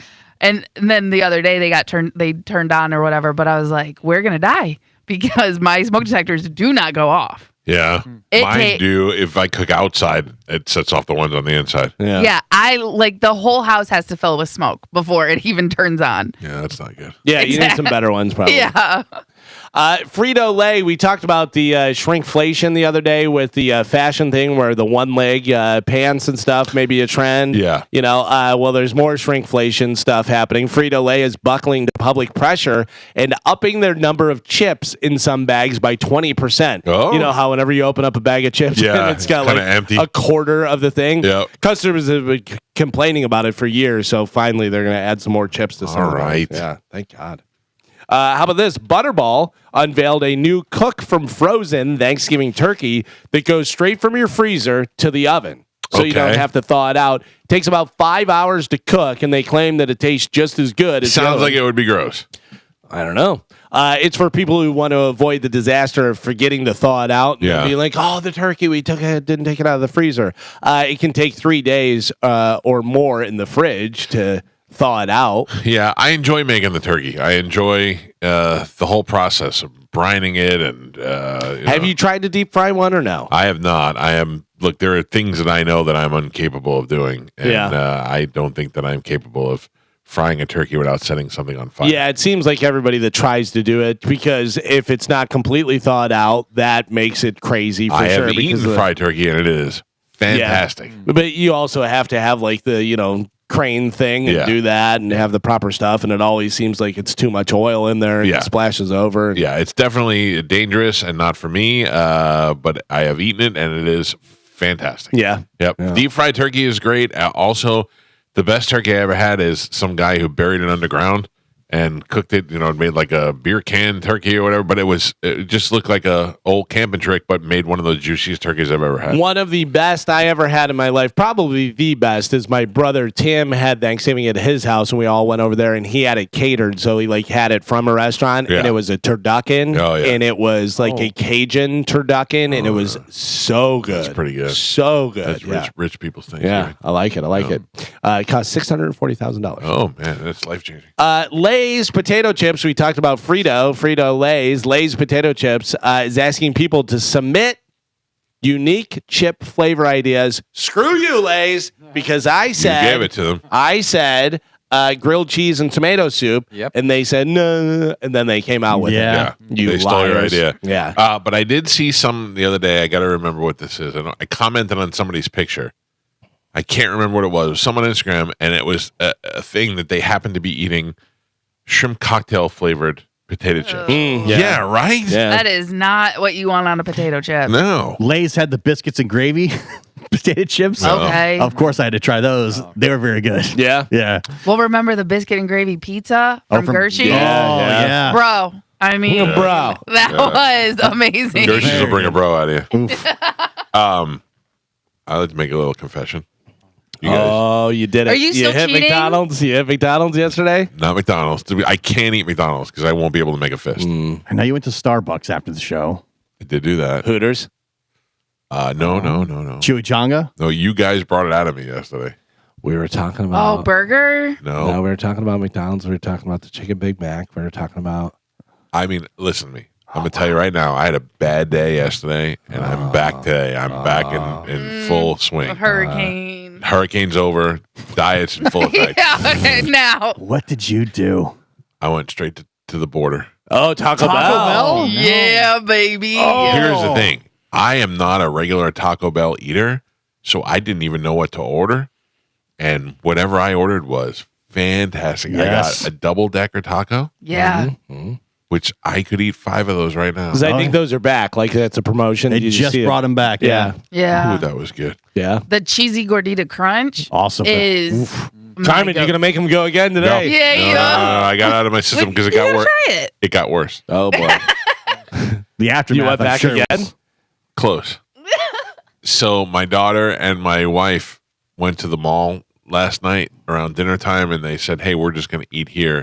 Do you want us to bring you something?" And Fatty was like, "I went to Taco Bell today. I'm not eating dinner. I'm good. Thank you." And they were like, "Okay."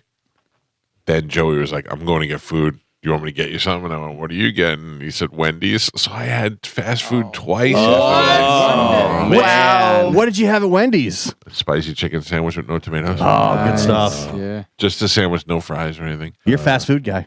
I was yesterday. I was fast food guy today, but it's out of my system now.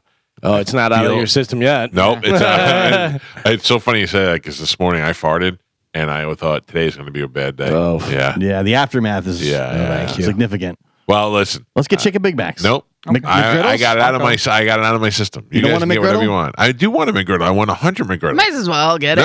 it. Yeah. Why would you bring? You're trying to be life changing. Yeah, you had Taco Bell and Wendy's. Right, What's in a one day. McGriddle gonna do? Got it out of the way. I'm past it. Don't try to bring me down.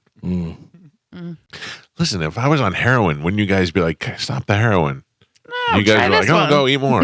Yeah, here, have some cocaine on top of it. You guys are wonderful. Do friends. you? So you had the surgery done, and then did they give you a guideline of stuff you can and Yes. can't eat? Is Yeah. that all stuff? Don't that you, eat Taco Bell. But for real, like, does that make your stomach really upset, or does it change it, or does it just go right through you, or how does that no, work? it's smaller, so it would be. I normally could go spend $50 at Taco Bell and eat everything. Instead, I got like 2 little things. You know what I mean? But so that's the way that works. Now, if I did that every day, I'm sure it would make me sick. And I could probably eat 4 chicken sandwiches from Wendy's, but I ate that one and I was like, I'm done. You know, that's it. Yeah. yeah. So listen, I had an itch. It was in my system and it's out of my system now, and I'm back, baby. Are you doing this? Did you eat at Taco Bell and Wendy's yesterday because Bobby is in the mountains of Canada and Get it out of done. cannot yell at you? Yeah. Probably. Yeah. Yeah. I think this is great. Oh, listen, I'm sure that I'm sure that I'm going to get yelled at by a lot of people, starting with Kim all the way down to like my wife was like pitiful. But I did it. Come on, man. You got to live a little. Don't worry about what people are thinking. He's lived. I did what I wanted to do. By the way, if you continue to eat Wendy's and Taco Bell every day, you only will live a little. That should be their slogan. Eat here, live a little. Yeah. Just a little. Enjoy life. Live in the now. Live a little, and then it'll have in a small writing longer. These are my confessions. Yeah, so the Lay's potato chips, if you got an idea, they'll steal it from you. You can go to dousaflavor.com, and that's where you put it in. Kim, the nutritionist, just texted me. You had guidelines. You're killing me. Michael, you had the Wayuns. What are you going to do? I had the Wayuns, Kim. I'm sorry, but I'm back. I'm totally back. You're going to get like my brother Tim. My brother Tim, when he was younger, was a trainer at Chicago Fitness or some like fit club thing, whatever. And, he would have clients where they would want to lose weight and they want to get in shape and they want to do this stuff. And he would give them a routine and he would work out with them, but he would also give them dietary restrictions and the different stuff. And they'd come in and it would be, 5 pounds heavier and this and that and everything. And he goes, you're not, no, I'm doing exactly what you said. You're not doing it. And then he would fire them. Oh, really? Like they would be paying him and he'd go, no, I don't want you as a client. I don't want you representing me, showing people that I'm something. At least I'm honest. Yeah. I had a bad day. I had a bad week. The hurricane really threw me off, but I'm back. I'm good.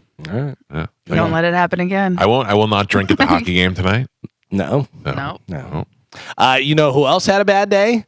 Liam Payne. Former One Direction star Liam Payne died yesterday after falling from a 3-story balcony. I first read it and I thought, well, good for him. Stupid. What were you hanging over the side doing something dumb? And then my wife said, did he throw himself off the balcony? Right, that's the whole thing. So in a hotel in Argentina, there's no word yet if it was an accident or intentional. He was only 31 years old. Well, they were saying, so like right before, like 30 minutes before, he was there with his girlfriend. Yeah. And he was taking pictures and posting on Snapchat and just having a good time. And then 30 minutes before, he was having some type of episode. He destroyed his hotel room. He punched like a hole in the TV. There was things just like scattered and thrown around. Like it was just a mess. To the point that other patrons of the hotel called the police saying there was a man acting erratic and causing a scene in his room. I wonder, is it bipolar or something? Or on drugs. Yeah. Well, He got to him. Well, they did say he has said before that he's struggled with alcohol, like substance abuse, alcohol and drugs. And just not too long ago, he posted a video saying he was 6 months sober. And when they did the toxicology report, he did have alcohol in his system. So it does seem like he had some type of relapse, if you want to call it that or something. So, but yeah, he has struggled with like depression and substance abuse before. All right. Well, So just sad because no one really knows if he threw himself off, but that's kind of what people are thinking because of how his hotel room was. What if the girlfriend pushed him? yeah. She's like, she saw him having a thing, and she's like, nobody's gonna believe this idiot. Yeah. And she just gave him the old heave-ho. Well, they'll find out depending on how he fell and all that stuff. They can find out all that stuff, man. It's Well, crazy. I mean, that is a weird thing, but of course, it's like the one guy in One Direction that nobody cares about. I mean, let's be honest. It's not Harry Styles. Right, it's not Harry Styles. It's not the other guy. I saw a video that his ex had just put out a book about him. Oh my God. Nobody that I ever dated could write a book about me besides Amanda. Well, it was a book about her life and about dating a pop star. And she changed all the names and this and that, but basically just kind of saying that he wasn't very nice and he was kind of emotionally and physically abusive, and then just being on the road with One Direction and stuff. Nothing like too crazy, but other people are speculating that something in the book may have set him off, and it was like his baby mama, because he does have a 7-year-old son. Oh, okay. Now, One Direction was put together by Simon Cowell, right? Yes. Like, Yes. and that was on Britain's Got Talent, or think so. one of the shows, and he put them together. I think it was American Idol Britain. Oh, okay. Yeah. Britain Idol. I wonder how much money he gets from that, from putting them together and launching their career and doing Yeah. everything. That might be why they threw them. Do you know who I hung out when I was out in Vegas with? Was Matt Franco, who won America's Got Talent, the magician. Yeah, I don't remember who he is, but I know the name. He's got his own theater out there now, and it's huge and stuff. And we were talking about the America's Got Talent, And I said, I go, were you happy with winning? I said, or would you rather have come in like second or third and then do your own thing? He goes, it's funny, the misconception that people have about that. He goes, because you think you get a show in Vegas, that's part of the thing. He goes, that's what everybody thinks. You do. One night. Oh, that's it. What? Yeah, and I told him, I go, because I'll be honest with you, I hate watch America's Got Talent. Was the first one though? Didn't they give a residency out? Terry Fader, I think, was the first one, and he's out there in Vegas, and he's been out there forever and stuff. Right. But I don't know. I don't know whether they change it or not. But I said to him, I go, because I always see, I go, nobody wants to see dancing kids in Las Vegas. Right. That's not a show. Or dogs. But I remember seeing him, and I said to him, I'm not saying this to kiss your ass. You have talent, obviously, and it was very impressive, the magic stuff that he does. I said, whenever I see somebody who does something different or something cool, whatever, I go, we've seen enough group dancers. We've seen enough, dumbs, guy with his dog, and but he was really good. But yeah, so he said, no, he goes, in the money. He goes, the money that I got, and I go, they pay you out over 50 years. And he goes, yeah, but he goes, it was good money. You know, it was decent. He goes, but also the exposure of the show. And that he said that was the whole reason he went on there, was the exposure of the show. He goes, I was doing the college circuit, which was a good living. Sure. And I was doing well. He goes, but this bumped it up so much. And he goes, now I have my own theater. Yeah. And it's, billboards all over. Yeah, I'm sure he's not complaining about it. No. I'm sure it was life-changing money. Yeah. And he said, but that was the whole thing that was really interesting. You get the show, but it's one show. It's not. I thought in the beginning of America's Got Talent, they were given a Las Vegas residency. That's what I think we all assumed. And maybe it was in the beginning. Yeah. And they changed it or something. I don't know. Oh, that's interesting. Yeah, but he was a super cool guy. Very nice. Yeah, very good nice for guy. After once having $50 million in the bank, Al Pacino found out in his 70s that he was completely broke. I'm broke. Is that why he's doing all these terrible movies? It's exactly why he did the terrible movies, Carmen. He blames a crooked accountant, and he says that he did Adam Sandler's Jack and Jill strictly for the money. Oh, wow. Not because I don't even know what that is. Oh, that's where you played the both characters? Yeah. I never actually watched it. I saw part of it, and I was like, oh, God, that looks terrible. I have, for a guy who watches The Godfather as much as I do, can't fathom that is the same human being. Al Pacino. Isn't that crazy? Isn't that crazy? Even Al Pacino in Heat is different from Michael Corleone. Oh, 100. Yeah. Like I just can't. Well, he was like, what, 22, 23 when he was playing that role? Still, it's just such a different character and such a different human being. Right. Yeah. So reserved, so inside. But even when he comes home and Tom Hagen has to tell him that his wife lost a baby, and he says, "Was it a boy?" And he goes, "Michael, why?" He goes, "Can't you just tell me?" It's not the same as him yelling now. Can't you just tell me? You know, I don't know. It's so weird to think that that's the same person. Yeah, it is for sure. Totally different. But yeah, that's why he's doing a bunch of I watched crap movies. Godfather 3 yesterday. Yeah. And I watch it. I kind of hate watch that too, but I try to figure out what ruined that movie, because it's not Andy Garcia, because he's really good in the Joey Zaza. Definitely not Joey Zaza. The fact that they have Father Guido Sarducci in there and he does well. Yeah. It shows you that, you can do it. I think it's the whole plot. I think the plot is so smart. It's about Corleone's trying to get out. But it's the daughter. It's Coppola using she's his not daughter. She's very good. She's such a terrible actress. Yeah. And it takes away from all the other great actors that are in that movie. And then she's like, "Daddy." Even the guy that plays the son, though, is kind of not great either. No, you're right. Both of those Both kids are not great, and they're the main focus of the movie. Yeah, you're right, and it takes away so much, because that also is it's a good story and a good movie, and then that whole scene where they're all together and they get attacked. All the mobsters are together. The helicopter? Yeah, that's dumb too. I don't like Bridget Fonda in there either. She was all right as an outsider. Yeah, she's got a small part and she was an outsider, so she was all right. Just, dude, the idea of what she looks like now compared to what she looked like before. Ooh. That is wild. That is wild. That is life changing. Do you know Rihanna's song SOS? Yes. You familiar with it? What are you laughing at? I know what he's about to say. It's interesting. Yeah, so there's a secret second verse of Rihanna's song SOS that's all made up of 80s song titles. Did you know that? No. Yeah, so in a recent interview, the writer of the lyrics said that he did it because he thought it'd be super clever, and claims that, quote, no one realizes that it's all song titles. So the verse goes, take on me. Take on. Yeah. You know, inside you feel it right. Take on me. I could just die in your arms tonight. I melt with you. You got me head over heels. Boy, you keep me hanging on the way you make me feel. Oh, wow. So, yeah, you have Take on Me by Aha. You have I Could Just Die in Your Arms Tonight, Cutting Crews. I Melt with You, Modern English. Head Over Heels, Tears for Fears.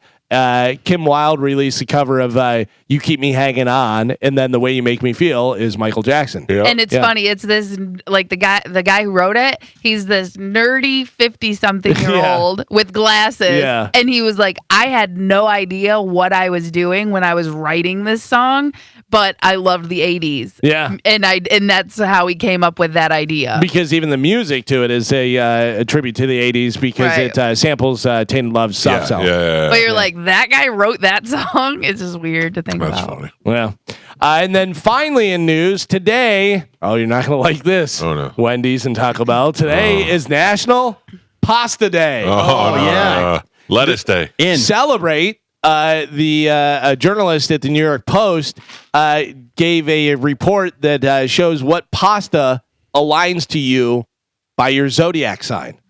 Okay, so I have everybody's different pasta that they have. Carmen, what are you again? I'm an Aries. You're an Aries. Let's see. Aries is spaghetti pomodoro. Oh, I like that. Spaghetti pomodoro. Fan. Do you know what that is, Carmen? No, I do not. It is, let's see, Like making a tomato cream sauce.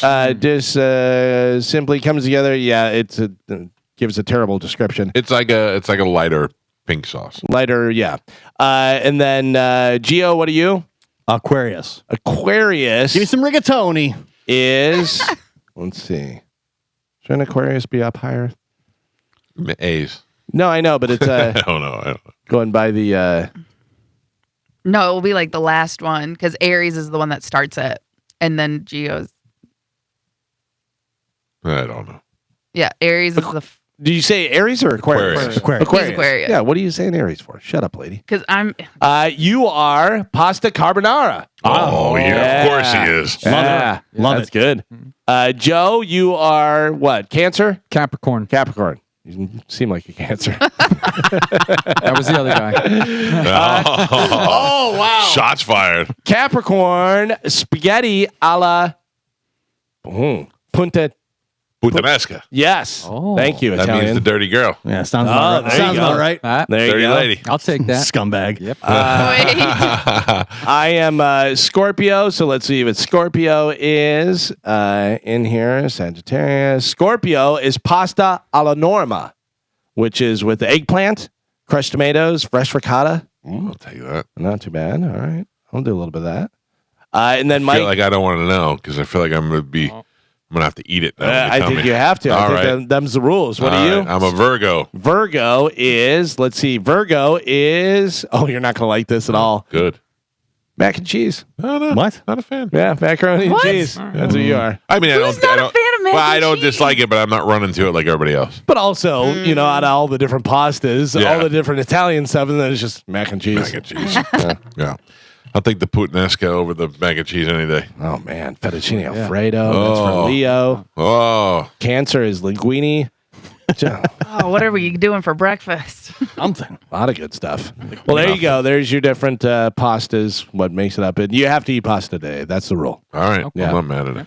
That's it for news. Thank you, Galvin. We You got must it. take a break. When we come back, we'll be joined by Cody Tucker. If you're not following Cody, you could do that on Instagram right now at the Cody Tucker Show. Carmen, we learned from Cody last week about how what break a leg means. Break a leg, knocking on wood. Yep. Yeah. Breaking the bed. No. Oh. That was me. Carmen. That Oh, was sorry. We'll check in with Cody Tucker next on the Mike Calta Show on 102.5 The Bone. Right now, we welcome to the show. This is Cody Tucker, who is live from Texas. Cody, good morning. How are you doing? Hey, man, I'm doing good. How about you? Cody, we learned a lot from you last week. I learned what break a leg came from, where knocking on wood came from. I learned where robot came from. You were very informative last week. Yeah, thank you, Calvin. I couldn't get that word out. Thanks, man. I'm trying. I don't know if you knew, but today's pasta day. Yes, Maybe it we is. can give some information back to you. Well, I appreciate it, man. All right, what do you got for us this week? So I got some rock and roll trivia for you today. Oh, So- right up our alley. All right, perfect. So first one, in the Dire Straits song Sultans of Swing, which I assume you know that song pretty well. All right, so in that song, it mentions a man named Guitar George. So Guitar George, he knows all the chords. That man is a real person named George Young.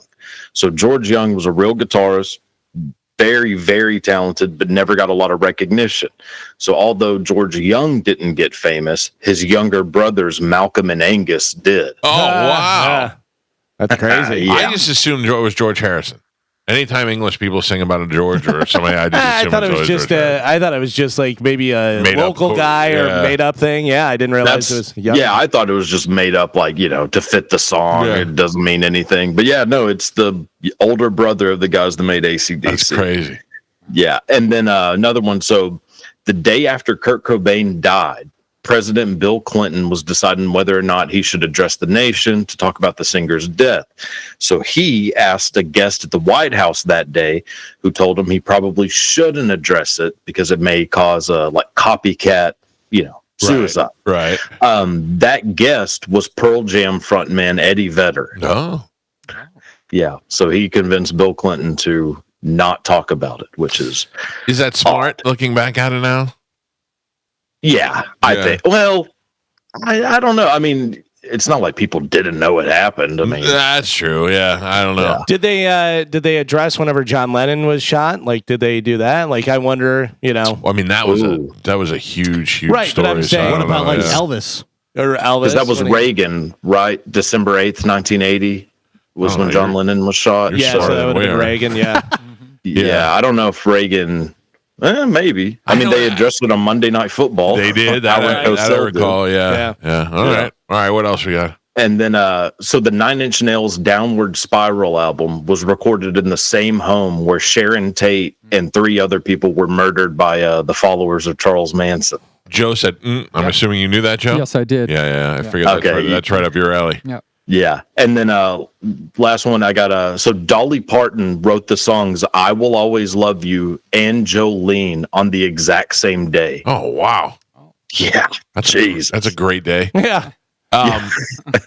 You brought up the Sharon Tate thing. I watched Once Upon a Time in Hollywood again the other day. What a great movie It that is is. really good. Amazing. It's weird because it didn't, the previews, I wasn't attracted to it. I just thought it was, I don't know, Tarantino gets a little ridiculous for me every once in a while.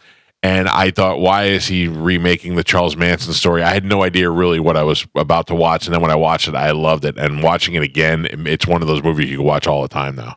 Dude, it makes me wish I would have grown up in like 1960s LA Yeah. so bad. Yeah. Like you just assume that driving down Hollywood Boulevard, there's young teenage hippie girls that need a ride and are willing to give you some love. There were. Yeah. I'm sure bet there was. And sell you an acid cigarette for $1. All right. Anything else, or is that it for today? I got a movie one that I just remembered that's pretty interesting. So the person who came up with the script for the movie Commando with Arnold Schwarzenegger was Gene Simmons. Really? Yeah, he came up with the script for Commando. That's so weird. Which, yeah, random. Oh, and then also we got one more. Back in the mid 2000s, Madonna planned on remaking Casablanca with her and Ashton Kutcher. And it almost got made. I can see that. That would have been the greatest. Totally go see that. People would have lost their minds. I'm watching Cody Tucker on Instagram, and you can find him on YouTube on his show, The Cody Tucker Show. And you were introducing, I just assume all the girls that you have on are porn stars. Yeah. Always. That's a good assumption. Adult actresses. Yeah, and it was such a genuine reaction during the interview. The girl picked up her dog, and the dog's big belly and privates were all right there. It just scared the hell out of Cody. He goes, I didn't know what you were doing. Dude, that is the ugliest dog I've ever seen in my life. I was legitimately flabbergasted, which I've never said that word out loud Yeah, until now. it but, was great. yeah. It was totally great. All right, Cody, thank you. We'll talk to you next week, and find Cody on Instagram and YouTube at The Cody Tucker Show. Thanks, brother. Thanks, man. Y'all have a good one. You too. Thank you. That's so funny. I got to tell you, I learned so much from him. If you're not following him, I repost his videos every once in a while so that you can go get on him and watch him if he's not, because he brings some good stuff on the show, but there's so much more that you're not seeing. So. Right. All right, let me grab some phone calls. 800-771-1025. Mike Calta Show, good morning. Hello. Good morning. Is that me? Sorry, I'm so nervous. Don't be nervous. Yes, Pumpkin, it's you. How are you? Oh, and you punkined me. Thank you very much. No problem. My name is Linda. I am a storm survivor, as the rest of us are. Yep. I just wanted to make people aware of. Sorry, I'm so nervous. It's all right. I know, baby. My girlfriend lives in the Northdale area off of Ehrlich. Her street and the street behind her completely flooded out because of a creek that runs through there. Right. And, of course, everybody's belongings are all out on the street. On Tuesday morning, she caught a man was walking down the street, does not live in this particular neighborhood. They all know each other. He was stopping and looking at some French doors in front of a neighbor's house. When she asked him about it, he said, "Oh, well, I'm remodeling a house, and I thought maybe I'd take that, to use it." Right. She reminded him that it was warped and full of creek water, and get out of here. You don't belong here. And about 30 minutes later, neighbors at the other end of the street reported that they saw that same gentleman going through everybody's mailboxes. Oh. And nobody's living in these houses because they're completely flooded and gutted, but apparently looking for maybe FEMA checks. I don't know, but we just wanted to make sure whatever he's doing, nobody should be going through your mailbox no matter what he's doing. I mean, there's going to be a lot of pickers that come out and see, treasure in other people's trash. And, that depends on your neighborhood and the people that are putting the trash out there. But nobody should be going through your mailboxes at all. So definitely be aware of that. And so, nobody's living there, so they can't even keep an eye on their stuff. Absolutely. Yeah. It's so scary that are people like that are out there. But everybody just be careful, be aware, and watch out for each other. Don't assume that the person walking down the middle of the street is there to help you. They may be there to hurt you. So you're saying shoot everybody on site? Yep. Well, no, that's what I heard. That's what I heard. That was just a joke. Thank you, Pumpkin. No. Yeah, I get you. Just pay attention to your whereabouts and keep an eye on your neighbor's stuff. Try to help each other out, because there are scumbags out there, as Joe likes to call them. Mm-hmm. Thank you, Pumpkin. Appreciate the call. Joe is one. Joe, Joe. Wait a minute. According to Joe, it's Gio. Yeah. Oh, okay. Mike Calta Show. Good morning. Hello. Hey, this is Finn. How's it going? Good. How are you? Hello? Yes. Yeah, I just wanted to add to the trivia, the Sharon Tate house. She rented it from Candace Bergen during that time. I did not know that. It seems like those real estate homes in the 60s were very incestuous. Like, everybody just keep passing it to people that they know, and because people would get jobs and they'd have to move out of town for months. Yeah. So, all right. Thank you for keeping us up to date. Mike Calta Show, hello. Hello. How you doing, man? I just had a question about the endorsements. Obviously, Spanish is not included in your show anymore as of right now, but I'm just wondering, like the Blue Chew one that he has, it says from the Mike Calta Show. Is that? I mean, I don't know why. I have a feeling that he's going to come back, and he just hasn't said anything, unless I'm wrong. Yeah, no, you're wrong. I mean, who does it? Do you care about that, or no? Look, I get what you're saying. No, I said it on the show yesterday.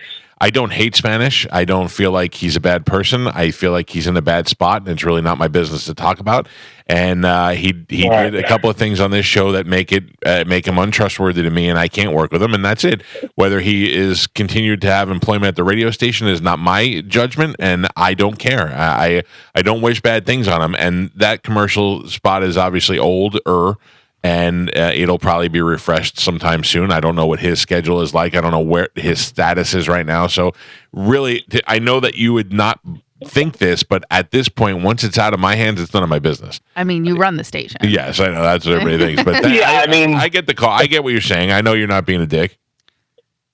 No, I'm not. And I've been listening to you guys for so long. Even when you were in afternoons, and obviously it was a huge part of this. Obviously he's a huge part of the show, and it's just I don't know what happened, and obviously off the air, but it's crazy how if he was involved in the show, how he wouldn't be begging to come back, or I'm not saying he hasn't. I have no idea, but I'm just surprised. I'll tell that you, he didn't do that. I'll tell you, I have not heard.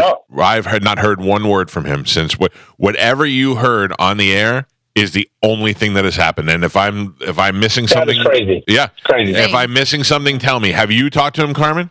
I have not. Galvin? No. I know you text with him, right? Yeah, I have. And you text with him as well, Joe. He lives with you, but he hasn't been in your house. I haven't seen him in 2 weeks. Yeah, so that is the absolute truth. It's insane.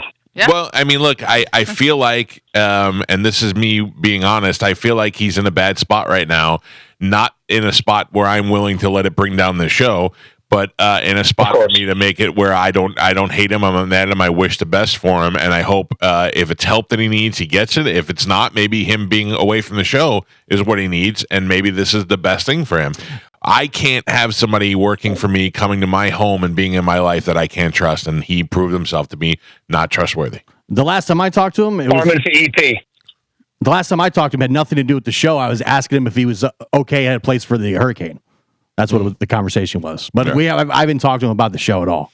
No, and he's definitely not begging to get the job back. I can tell you that. That's crazy. I'm just, I don't mean to bring the show down. It's just that it was a huge part, and you kind of said a little bit, obviously, like you did with the other years ago. I forgot it, Rob, but that was only a couple of years. This kid's been there for so long. He got the spot, and I know that if I lost it, and especially because you guys, like Galvin said many times, you have a cool job. You get to go on cruises. You do all kinds of cool stuff. It's the best job in the world. And you've had. Yeah, and you've had so much leniency with him, you know what I mean? And it really is amazing how he would be like, "Oh my God, I'm so sorry." And then when you got him off the phone, obviously, "Hey, listen, don't come to the station," the station. And he was like, "Okay." And then that was it. Yeah, so it was like there's got to be more to it, But I think some point, sir, believe it or not, even though it's a cool job, it is pretty stressful, and maybe he just got to the point where he was done, and he's like, okay, I think this is best for all of us, which happens. I worked on a show before this one, and when it ended, I was like, whew, thank God, because you just get to a point where you don't want to do it anymore, and I just maybe think he didn't want to do it anymore. Yeah, how long? I mean, but how long do you think it'll take you to fill that role, Carmen? Carmen already fills that role. I mean, honestly, absolutely 100%. Since he's been gone, we haven't missed a beat. Yeah. You know what I mean? Like off air, on air, all that kind of stuff. Not saying he didn't contribute to the show. Right. It's just that the show is a well-oiled machine that runs with or without it. Just absorb everything. Right. Yeah.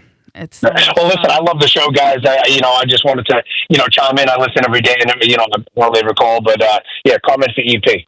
Appreciate it. Thank you for the call, Mr. UTI. I think he thinks Carmen's single.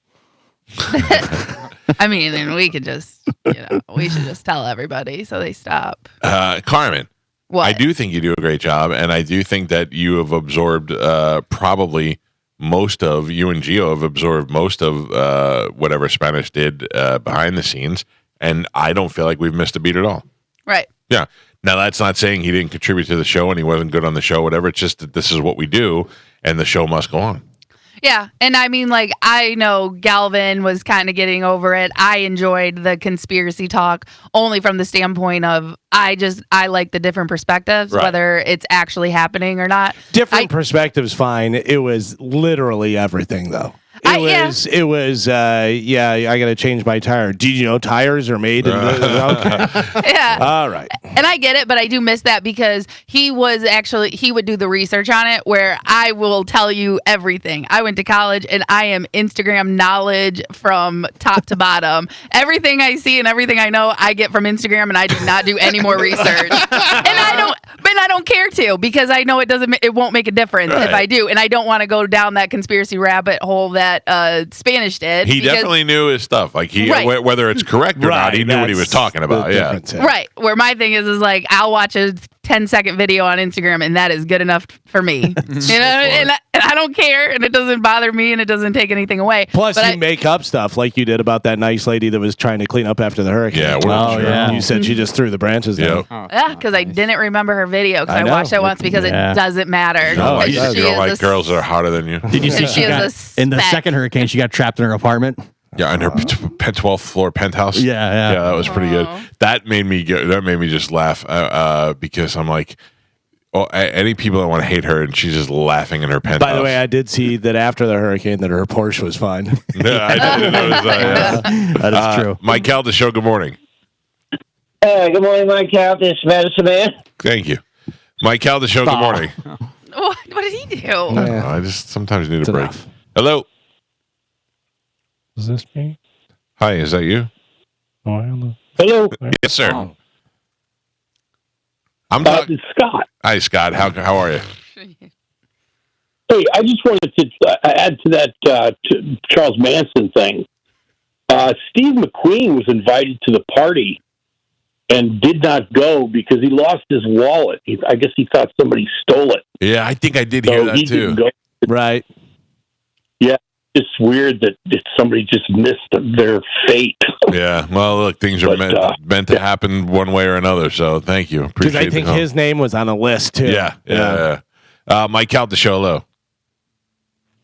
Hi, this is Carmen's little brother, Cody. Hey, Cody! This really is my little brother. I'm Cody. Yeah. I want to talk about yesterday. I got mimicked. Someone was mimicking me about telling me that Santa wasn't real. So, it's not easy being everyone's favorite. I can understand that she's a little angry. You know what I mean? So, again, I'm her favorite. I'm Holly's favorite. I'm Barb's favorite. I'm everybody's favorite. And it's not easy. So, well, you're the only one that couldn't. You're the only one that couldn't steal our clothes, Cody. That's why. We side with Holly on this show, and Barb's second. So Carmen's third on the list. Yeah. Well, now I'm fourth. I'm sure. Well, you see, but the thing is that I'm first in their book. So, that's why they all have to hate on me because they all got to try and compete for the top spot. I understand. But who's first? Who's first in your book, Cody? Oh man! Wow. Since I'm here, I'll say you, but it's whoever needs me at the time. But really, if you had to pick one. I guess you don't have the same feelings about Holly that we do. Yeah, it's different for you. Tight. Yeah. It's his sister. Exactly. You guys are so gross. It would be kind of hot. But I've been there. I had to deal with it before I've been there. So, if I had to pick one, I'd say Carmen, only because she was the one that really whipped me into shape. They're all there for me, but if anybody really shaped me into the person I am today, I'd have to say I helped mold him into. I helped mold him into the man he is today. Say mold. You can say mold. Do you have any carpentry skills? She's got a broken bed right now. She needs help.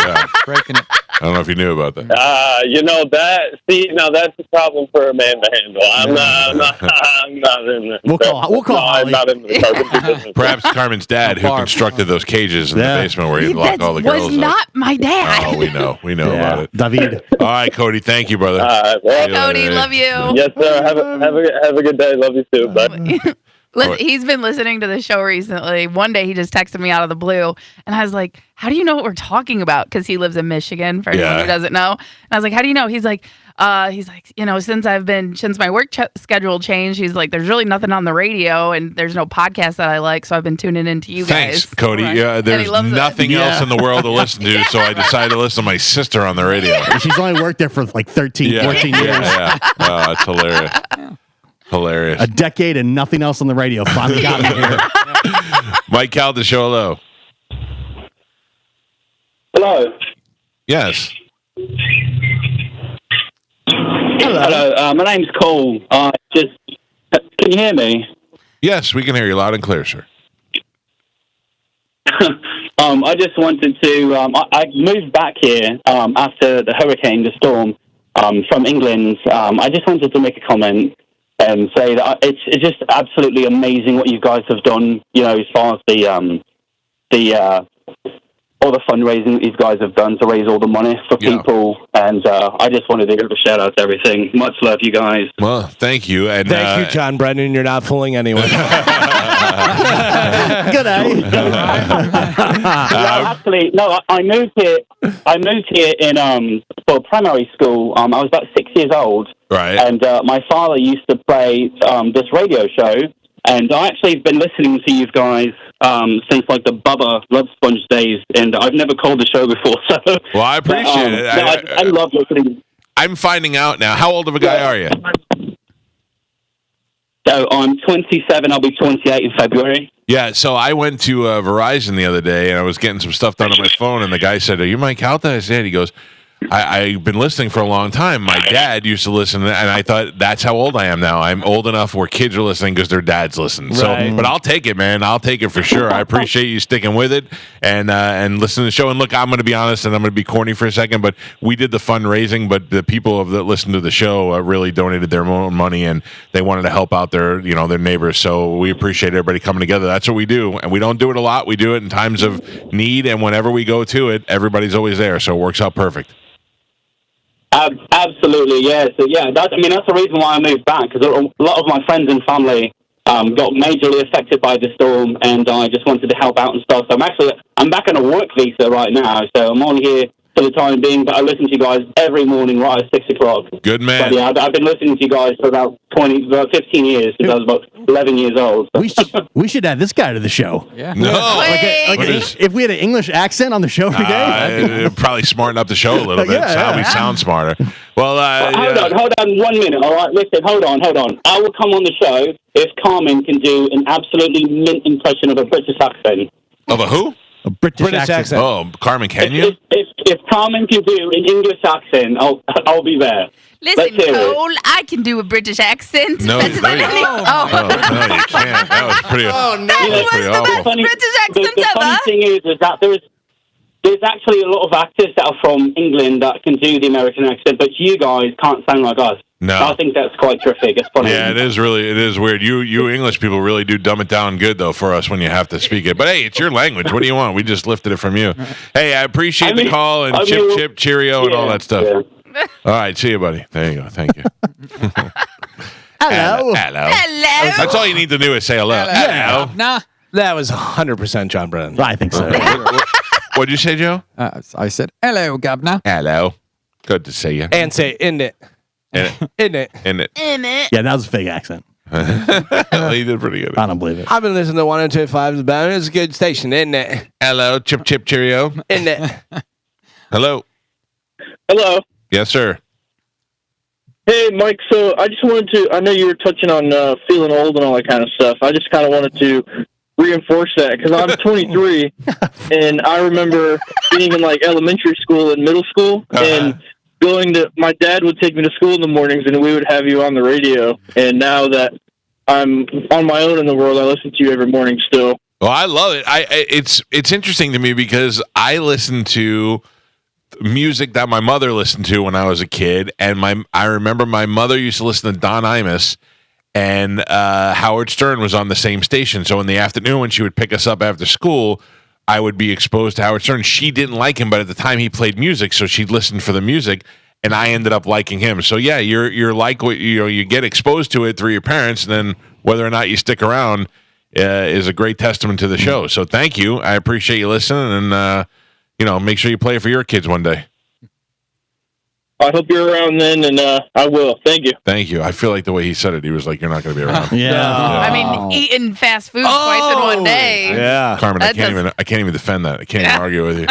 You're bang, right. bang. It was terrible. I did a double bang, bang. Kids calling up to confirm you are old. Yeah. Yes, you're right. Yeah. I'm just calling to let you know it's true. And then I went to get my haircut yesterday, and Marie said to me, she's got a lovely accent. She said, "Are you Mike Calta, Mike Calta Show?" And I said, "Yeah." She said, "Oh, me and my husband listen all the time." And I said, "This is unbelievable. You would have asked me, pick the one person in this whole place who listens to the show. Marie would have been at the bottom of the list. Yeah. Oh. Middle-aged black woman from the island somewhere. I would have been like, she doesn't like us at all. She loves the show, listens all the time." Yeah, there's a lady in my dentist office. I'm pretty sure she's like the office manager. Yeah. And I will go in one day. She's like, "So you still wearing your retainers? Because I have braces, you know." She's like, "Do you still wear them? I know you don't wear them on air." Oh, and I was like, I looked and I was like, "Oh my god!" It's invasive. I totally feel like I got caught. Do you ever wonder, Carmen, like the women who do my teeth listen, and the first time I went in there, I hadn't been to the dentist in 16 years. I had a mental block on the dentist, and now I've been going for like 10 years, but I went in there and I was just honest with them. I said, "Listen, I haven't come in a long time, and I need to get my teeth looked at and cleaned and all that." And I feel like for the rest of their lives, when they listen to the show, they're like, "He's got dirty molars." Like smell his breath through the radio. Or the one doctor who gave me the prostate test is like, "My finger's been in his butt." yeah. The guy listening to the show, you know. Well, think about my what is it? GBYON. There's too many letters. My OBGYN? Yeah, my lady doctor. How would we know? Exactly. Listen, too many letters. Guy or girl? Girl. She definitely doesn't listen to the show, but I totally like my last new one, so my latest one. Yeah. I totally forgot about my tattoo. Oh yeah. And she goes down to check, and she's like, "Well, that's different." And I go, "Oh yeah." She gave me the that's different, not the how cute or yeah. She's like, that's different. wow. Yeah. Well, she wasn't expecting it, and I totally forgot to remind her. So close to your BH. Yeah. Usually I tell them. Did you have to explain what happened, or just? Yeah, I say it's a work thing. And I got worse. Is the next question always, "What do you do for a living?" How did you get trafficked? Normally it's just like, okay, so you like it there, huh? And I was like, yeah, it's good. Wow. It's a work thing. I've been there for quite a few years. I've been there for 13 years. Oh yeah, right. Wow. Holy smokes, man. I'm pretty sure she just assumes I'm a stripper. I think, like a daytime stripper. B team. I mean, we don't need to. All right, I'm just saying. You just assume. Listen, you're like with one of the lunch buffet ones. You come for the food. Yeah. It happens to be girls. You're the den mother. Yeah. Mike Calta Show, hello. Hey, Mike, how you doing? Good morning. What's happening? Hello? A comment. I like. Hello? Yeah, sorry, you cut out for a second. Go ahead. Oh, yeah. I like that Gio wins more now that Spanish is gone. Yeah. I love that. And I have a quick question. If one person is gone from the show, does that mean everybody else gets a raise, or? No. I mean, look, most of us are under contract, so our salary wouldn't change. And I don't really know what I think the company would view it as. We save money now, so because we're not in the hurry to replace them by any for any reason. So no, that's not a. I know you were trying to be like, well, that's a good end, but it's not happening. Yes, sir. Well, I love your show. I thank you guys so much. I miss Spanish. Y'all have fun. You can call him. His number's 941. No, I'm just kidding. Don't. Mike Calta Show. Okay, too loud. Hello. Hey, what's going on, man? What's up, guy? Hey, listen, I was just listening in, and I was hearing you talk about all these younger kids who, they were kids and now they're adults listening to you, and it's obviously a testament to your discipline. I have an issue with like some of the youth. Clearly, you've got their ear, and as a guy probably around the same age, I was hoping you could maybe give a shout out to just basically what it was that drove you to stay as disciplined, and then also like the benefits of being so disciplined to be able to touch the lives of so many. Positive, man. It's such an easy thing. I'm going to hang up because you're so loud in the background, but you can listen here. I'm telling you right now, the number one thing that drove me, I wanted to do something that I loved, and I didn't want to be poor, and that's it. And the only way I could say this to any 18-year-old kid today, or any 40-year-old guy, or any 50-year-old woman: if you don't want to be poor and you don't want to have a crappy life, do something about it, and that's it. There's no more excuses. There's no more. There's no easy way to do it. There's no get rich quick scheme. You want to change something, change it. You don't, then stop complaining about it, because if you don't change it, nothing's going to change. That and try to eat fast food at least twice a day. That's so. Where that even comes into play. What happened there? You keep bringing that up. Mike Calta Show. Good morning. Hey guys. Good morning. What's up? I want to first of all say to you guys, I think the show is right now currently better without Spanish. I think Gio, I like hearing Gio on air more. I remember first hearing Gio, I think for the first time on Drew Garabo, and I think it's Danny worked there for like 13 years, and I was like, "Who's this guy? I've never even heard of him." Yeah. So I can see why he had three kids and nobody paid attention. It feels like he's like in a closet somewhere for years. But anyway, I've been wanting to come out of the closet a long time. But with Spanish, I can't help but think of the comment that Rob made way back in the day, where he said that Spanish was the fakest person on the radio station.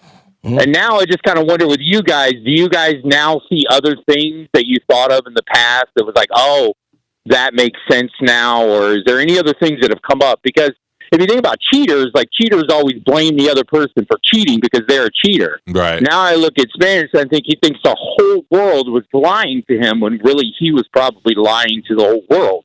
You know what I mean? So I wonder if he's really a different person. Exactly what you said is what's been ringing in my head too, is that now not just the situation, the way it went down with the lying and stuff, but the fact that I'm hearing other things from his friends about things that he said behind my back and things that he did that make me realize that he was mostly fake.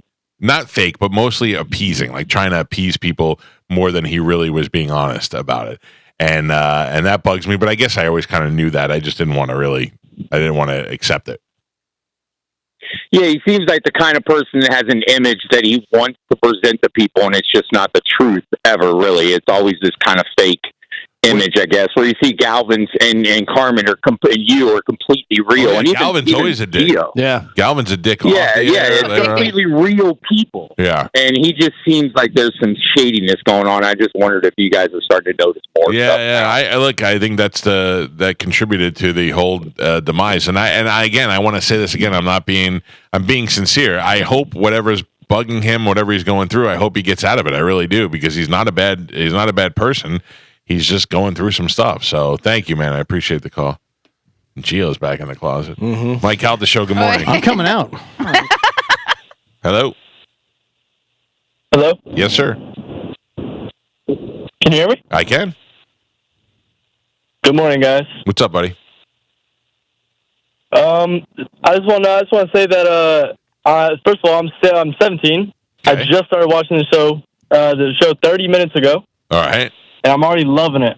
I don't know any of these people you guys are talking about. I don't know who the hell Spanish is. How did you find it? All this so far. How did you find it by accident? I'm just listening. My phone, not my phone. My vape died, so I had to charge it, and I just put on the radio, and I'm loving this shit. Whoa! All right. Well, you can't say that word, but thank you, pal. I appreciate it. It's our first post-Spanish new listener. That's right. I have no idea any of these people you're talking about. He has no idea what he missed. Yeah. Last call. Good morning. Hello. Hello, Mike Calta. I love this clothes fund. It makes my nipples hard enough I can open beer bottles with them. And on that, it's medicine man. Yeah, I know. Thank you very much. It is? Thought it was another guy from England. Yeah. Wow. Oh, yeah. All right, we got to take a break. Martin Gramatica will be in after the top of the hour. For you 17-years-olds, he was a kicker that was on the Super Bowl team for the Buccaneers. Martin will join us. We'll do our football picks. It's the Mike Calta Show. This is 102.5 The Bone. I'm alone this weekend.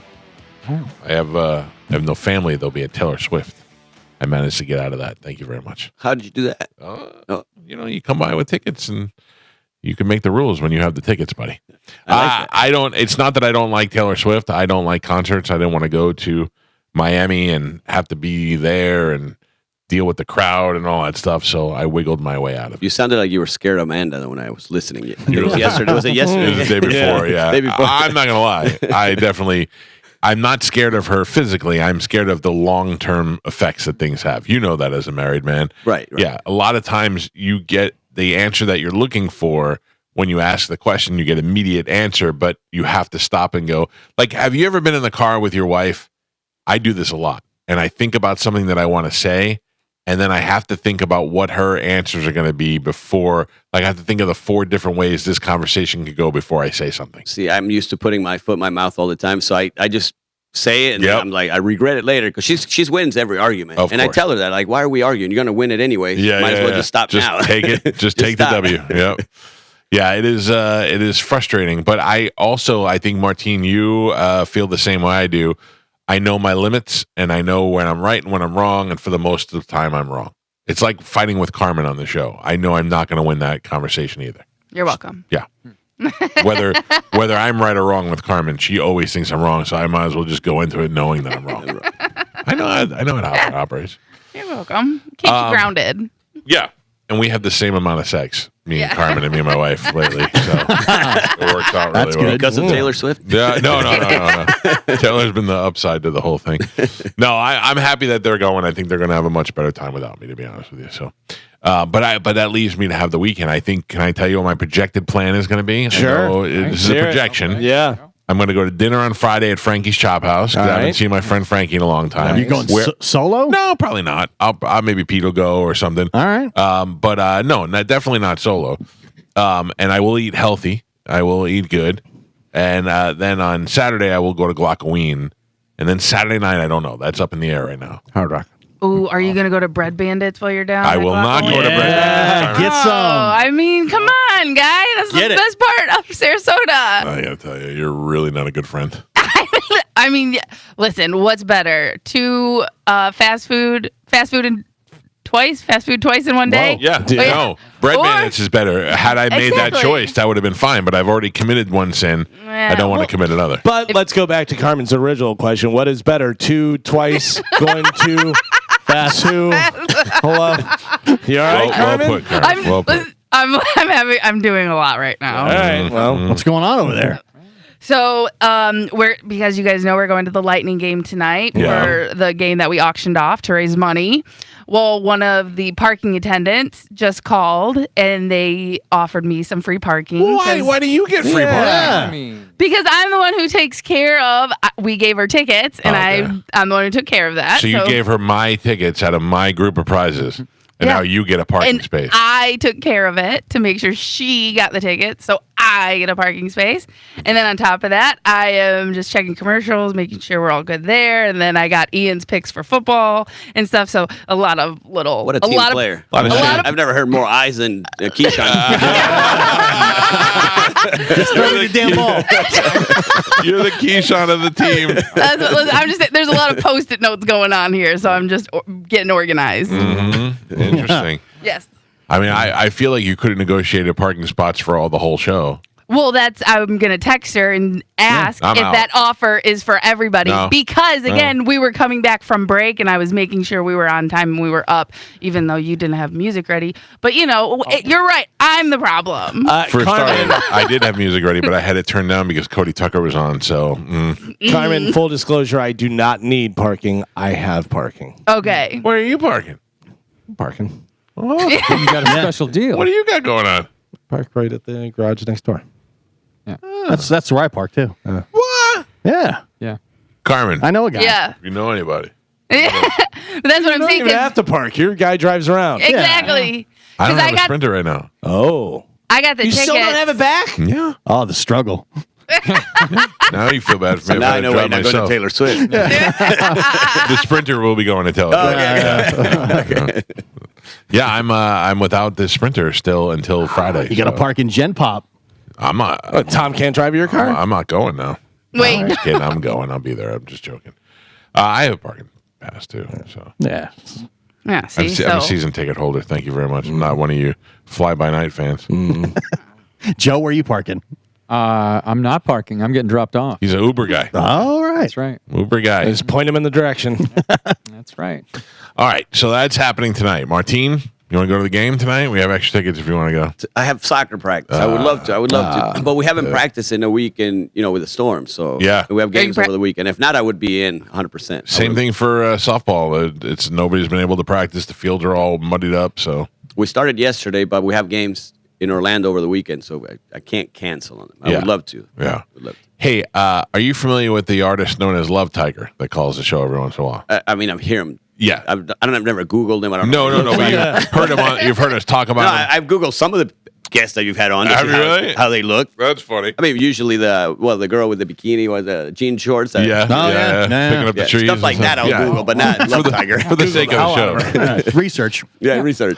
Love Tiger is a guy who I've been acquaintances with since I started on the sports station, so 2000 maybe. So that's some time. and he lives with his parents, his mother. The other tigers are there, and they poop in the pool. Oh, the pool and they guy. have Yeah, no running yeah. water. Yeah, he has been back and forth in the hospital. His legs swelled up really bad, and it was because he was having some heart issues. And then he was fine, and he was home. And then we found out last week he went back to the hospital again because he was having some heart issues.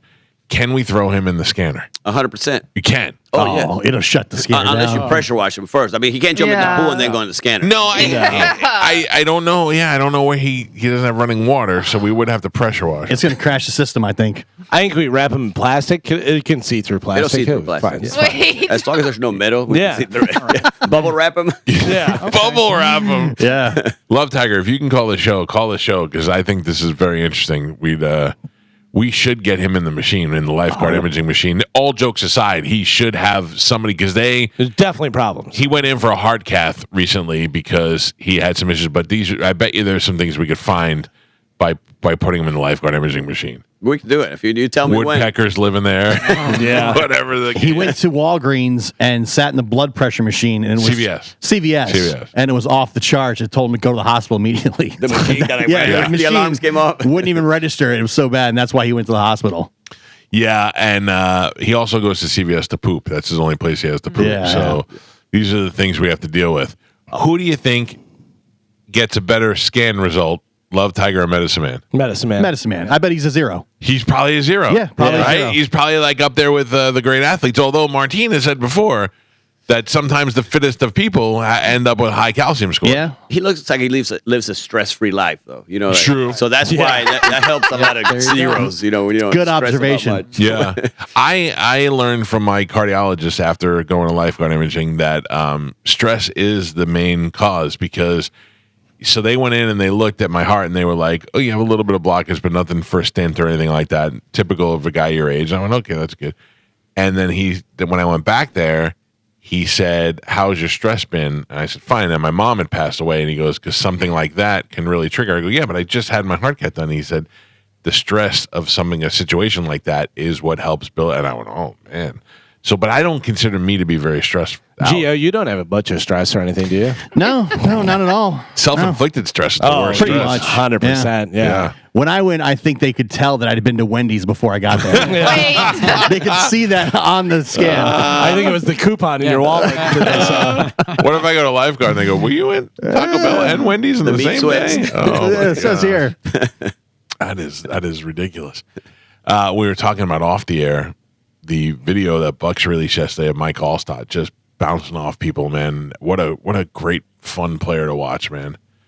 There's been nobody else even close to that, I don't think, since. It is enjoyable watching Mike Evans fight for balls. You know, Yeah. he is so strong and he's so big, and him and jumping up in between two guys and catching them over his head. It's been pretty awesome. But no, nothing like watching All-Star. No. But since Mike, has there been a player that they're running the ball and you can't stop Can't stop him. Right. Because once we got up by 1 point in the fourth quarter, Yeah. we're especially with Dungy. With Bruin, it kind of changed a little bit, but with Dungy, they were handing him the ball every time in the fourth quarter, and everybody knew, and they couldn't stop him. Yeah. Those videos of him just going through lines and guys hanging on him, and he crossed the line with people on his back. I mean, there's nobody like that. Yeah. How that guy's not in the Hall of Fame? I don't know. I know it's the position and all that, but if you're the best to ever play that position, that should be the easy in. Right, because fullback's not running back. Right. So he should be in as a fullback. Fullback by far. Maybe far. he doesn't have running back numbers, but he definitely has fullback numbers. And just the highlight videos alone, there's not 3 times. There's 23 videos that you can watch of him of where he's just amazing. And he had great hands as well. You know, that's not something that he just ran and that's all he could do. He blocked, ran, and could catch. Oh, yeah, he'd catch the ball, and he had a lot of yards after catch. Yeah. But also, like Martine was saying, like think of the position of fullback. Mike Calta. Yeah. Right. Like that's the first person that comes to mind. I can't even think of a second. Right. Yeah. Right. Yeah. Remember when we got Lorenzo Neal and he was blocking for all stops? That was like you couldn't stop anything. Yeah. That was amazing. The good thing in this video, they showed a lot of the times, not a lot, but a couple of plays, Sapp went in to block. Yeah. And Goal line, he would go in. Yeah, goal line, he would go in. Talk about like an ultimate team player. The Sapp, he went on field goal team our Super Bowl year because we had a lot of injuries. Right. So he used to and we need volunteers for a field goal block or protection. Boom, jump That's what they do. They get they ask for volunteers. Well, at that point, Right. Bisacha, our special teams coach, had to go ask guys, and he's like, "Do I want to risk our Hall of Fame?" Arguably best player at his position in the league. But then you had Brooks, Allstott, that actually volunteered to play special teams as well when they needed. Yeah. Because that's but Bisacha had that and I feel like he should be a head coach somewhere in the NFL. Yeah. He's that type of coach. He did a great job with the He's Raiders. not showy enough. Right. Yeah, he likes to be chill, and he doesn't like to talk to the press, and he's one of those guys. And they should have given him the Raiders job. Right, Yeah. 100%. He should have kept He should have He's kept just an that. angry Italian. Because he was That's all he is. Yeah. It's true. Yeah. It's true. He's such a nice guy. He's like the nicest guy, but when he's in front of a mic, he's like becomes angry. I'm like, why? Yeah. yeah. Besides, and who is the other guy? Joe. Marciano. Marciano, he's yeah. nuts. I mean, I say he made me better because he made my week miserable. So Sundays were easy. There's some stories some stuff that he did to me because our punter Royals was like a 20-year vet, like 75. So he's not going to mess with him. I'm a rookie, so every practice I go, "You're trying to justify your job beating me down every practice," and he would just do crazy stuff. Yeah. He was a fun guy too. Another one though, not showy. Didn't like to talk to the press. Not at both all. those guys. Yeah. That's funny. Martin Gramatic is here with us. He's here with us every week. We talk about lifeguard imaging. We talk about football picks. Let's get to that real quick. The football picks. Carmen, who has the? Because Martin was asking now that Spanish is out, where he lands in the standings. Yes, so I have the stands right now. With 0 wins, 1 loss in last place, Mike Calta. Oh. 0 wins. Wow. With a 1 win, 1 loss record, Ian, Martine, and myself. UL3 is think. In third place with 1 win, 0 losses, Galvin. In second with 3 wins, 1 loss, Gio. And leading our football picks as of now in 2024 with 3 wins, 0 losses, Joe. Suck it! Unbelievable. Joe's already spending the money. Yeah. Carmen, who won last week? Last week, Gio won and Ian lost. Yeah. What was your record? I think Gio got 12. 12, yeah. You got 11. I had 11? Oh, I thought I had 12. I was like, who beat me if I had 12? The That's weekend crazy. before that, I think I had 13. Yeah. Wow. Yeah. How are you not turning that into money? When I try to bet. Yeah, right? How does that work? I'm like, I think that's like a 12 leg parlay I could have gotten. I can turn my picks into money. Yeah. The opposite. Pick the opposite. You guys are good. Horrible at it. That's true.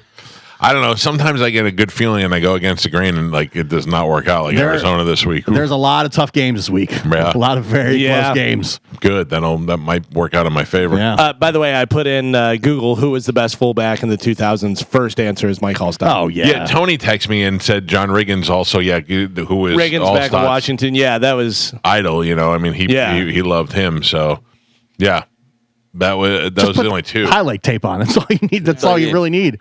Yeah. That's those guys that were trying to tackle him. Yeah, exactly. What do we got going on in lifeguard imaging? Same thing. We're busy, trying to get people in. And again, for your listeners, we have spots so they can come in right away. The one thing that we always try to tell people is like the sooner we set the baseline, if they're interested in doing a full body scan, the sooner we can potentially detect something. So come on in. We have spots waiting. Basically for your listeners and get them in right away. Yeah, if you're interested in getting a free heart scan, you can call 813-582-5222 and let them know you're a Mike Calta Show listener so you don't have to wait, and they'll get you in and then get the heart scanned. And, I can't tell you how smart it was. We're doing the carotid. Oh, you are doing that? Yeah, we extended it to the 25th because of the storm. Okay. So carotid is for stroke. So we have a new machine in, so we want patients to experience that as well. I gotta do that now. So yeah, when you guys come in, you can do both. It takes 10 minutes, the carotid, and then 4.5 for the full body scan. So that's good to know, man, because strokes, they just sneak up on you. Just like heart attacks, but with heart attack, you pass away. With stroke, you end up being messed up for life. Right, all drooped out on your face and all that. Yeah. It's worse. What do you think's worse? I mean, I don't want to die, but I mean, I don't want to live all droopy either. Right, I'd hate for my family to have to put up with me all Right, have to wipe your butt. And stuff. So yeah, no, I agree. I tell everybody if I'm in the position where I can't wipe my own butt, you guys could just tie me to a pole and leave me somewhere like they did with that poor dog. The other day. Yeah, just during the storm, just leave me by a fence, leave me in a puddle, in a flood zone. Yeah, in a flood zone. Let's just let it go out. All right, when we come back, we'll do our football picks for the week, and we'll see if we can climb out of the basement. It's the Mike Calta Show. This is 102.5 The Bone.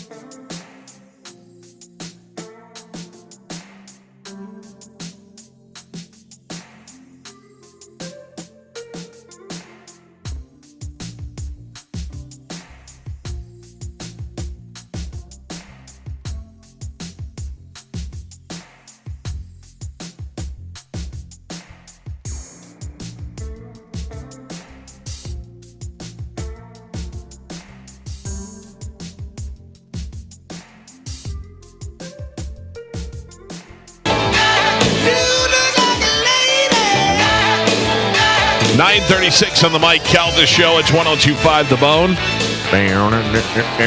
Superheat and air. That's who you need to call if your AC is not working properly, like I had to right after the hurricane. I had to call Superheat and air and say something's wrong. My kitchen's hot. I feel the moisture in my face. I don't like it at all. And what did they do? They immediately dispatched somebody out here to look at it. They said, you have a problem with this? It's under warranty. We'll order the part. We'll be right back out there. And sure enough, they came out the next day and they installed the compressor in my unit. Boom, back in action.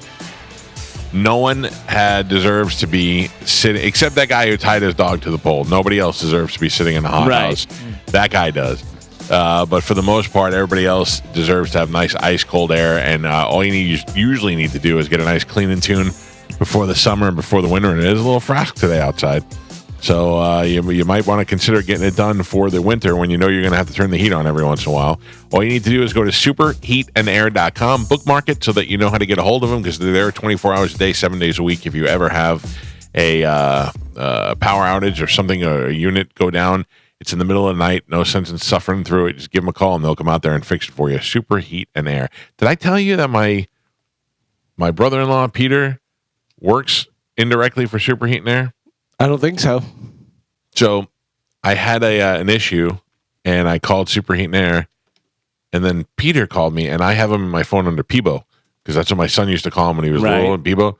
So I get a call from Peebo, and I go, hello? And he goes, hey, your Superheat and Air technician is going to be there between 3 and 5 today. I was like, okay, thank you. And he goes, all right, see ya. And I go, bye.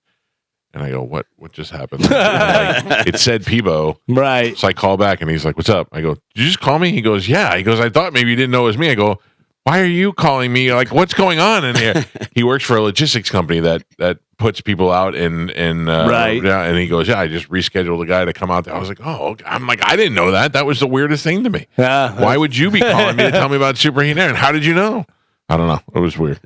Anyway, tonight we got the Tampa Bay Lightning welcoming the Vancouver. No, they're not. They're welcoming the Vegas Golden Knights. Yes. And we will be at the game. Somebody was nice enough to buy the suite from the game for Metropolitan Ministries, and they had the option to either take us with them or leave us out and use all the tickets, and they opted to take us with them. So they asked that I not come. No, they specifically said, Thank you. I think that was actually Carmen that asked it. So I will not be in attendance tonight. I'm going ordering all sorts of stuff on the company. Yeah, we should pay for everything. Yeah. All right, we've got football picks to do. Do we have Ian's picks? I do have that. Poor Ian. Have you seen that video? He's just up to his waist in water over there. Yeah, that's really sad. But those guys are out getting that place back in order, man. Yeah, I saw them painting and doing all kind of stuff, and they said good things coming. So yeah, well, good for them. All right, Carmen, let's do it. Football picks for week number 7 in the NFL.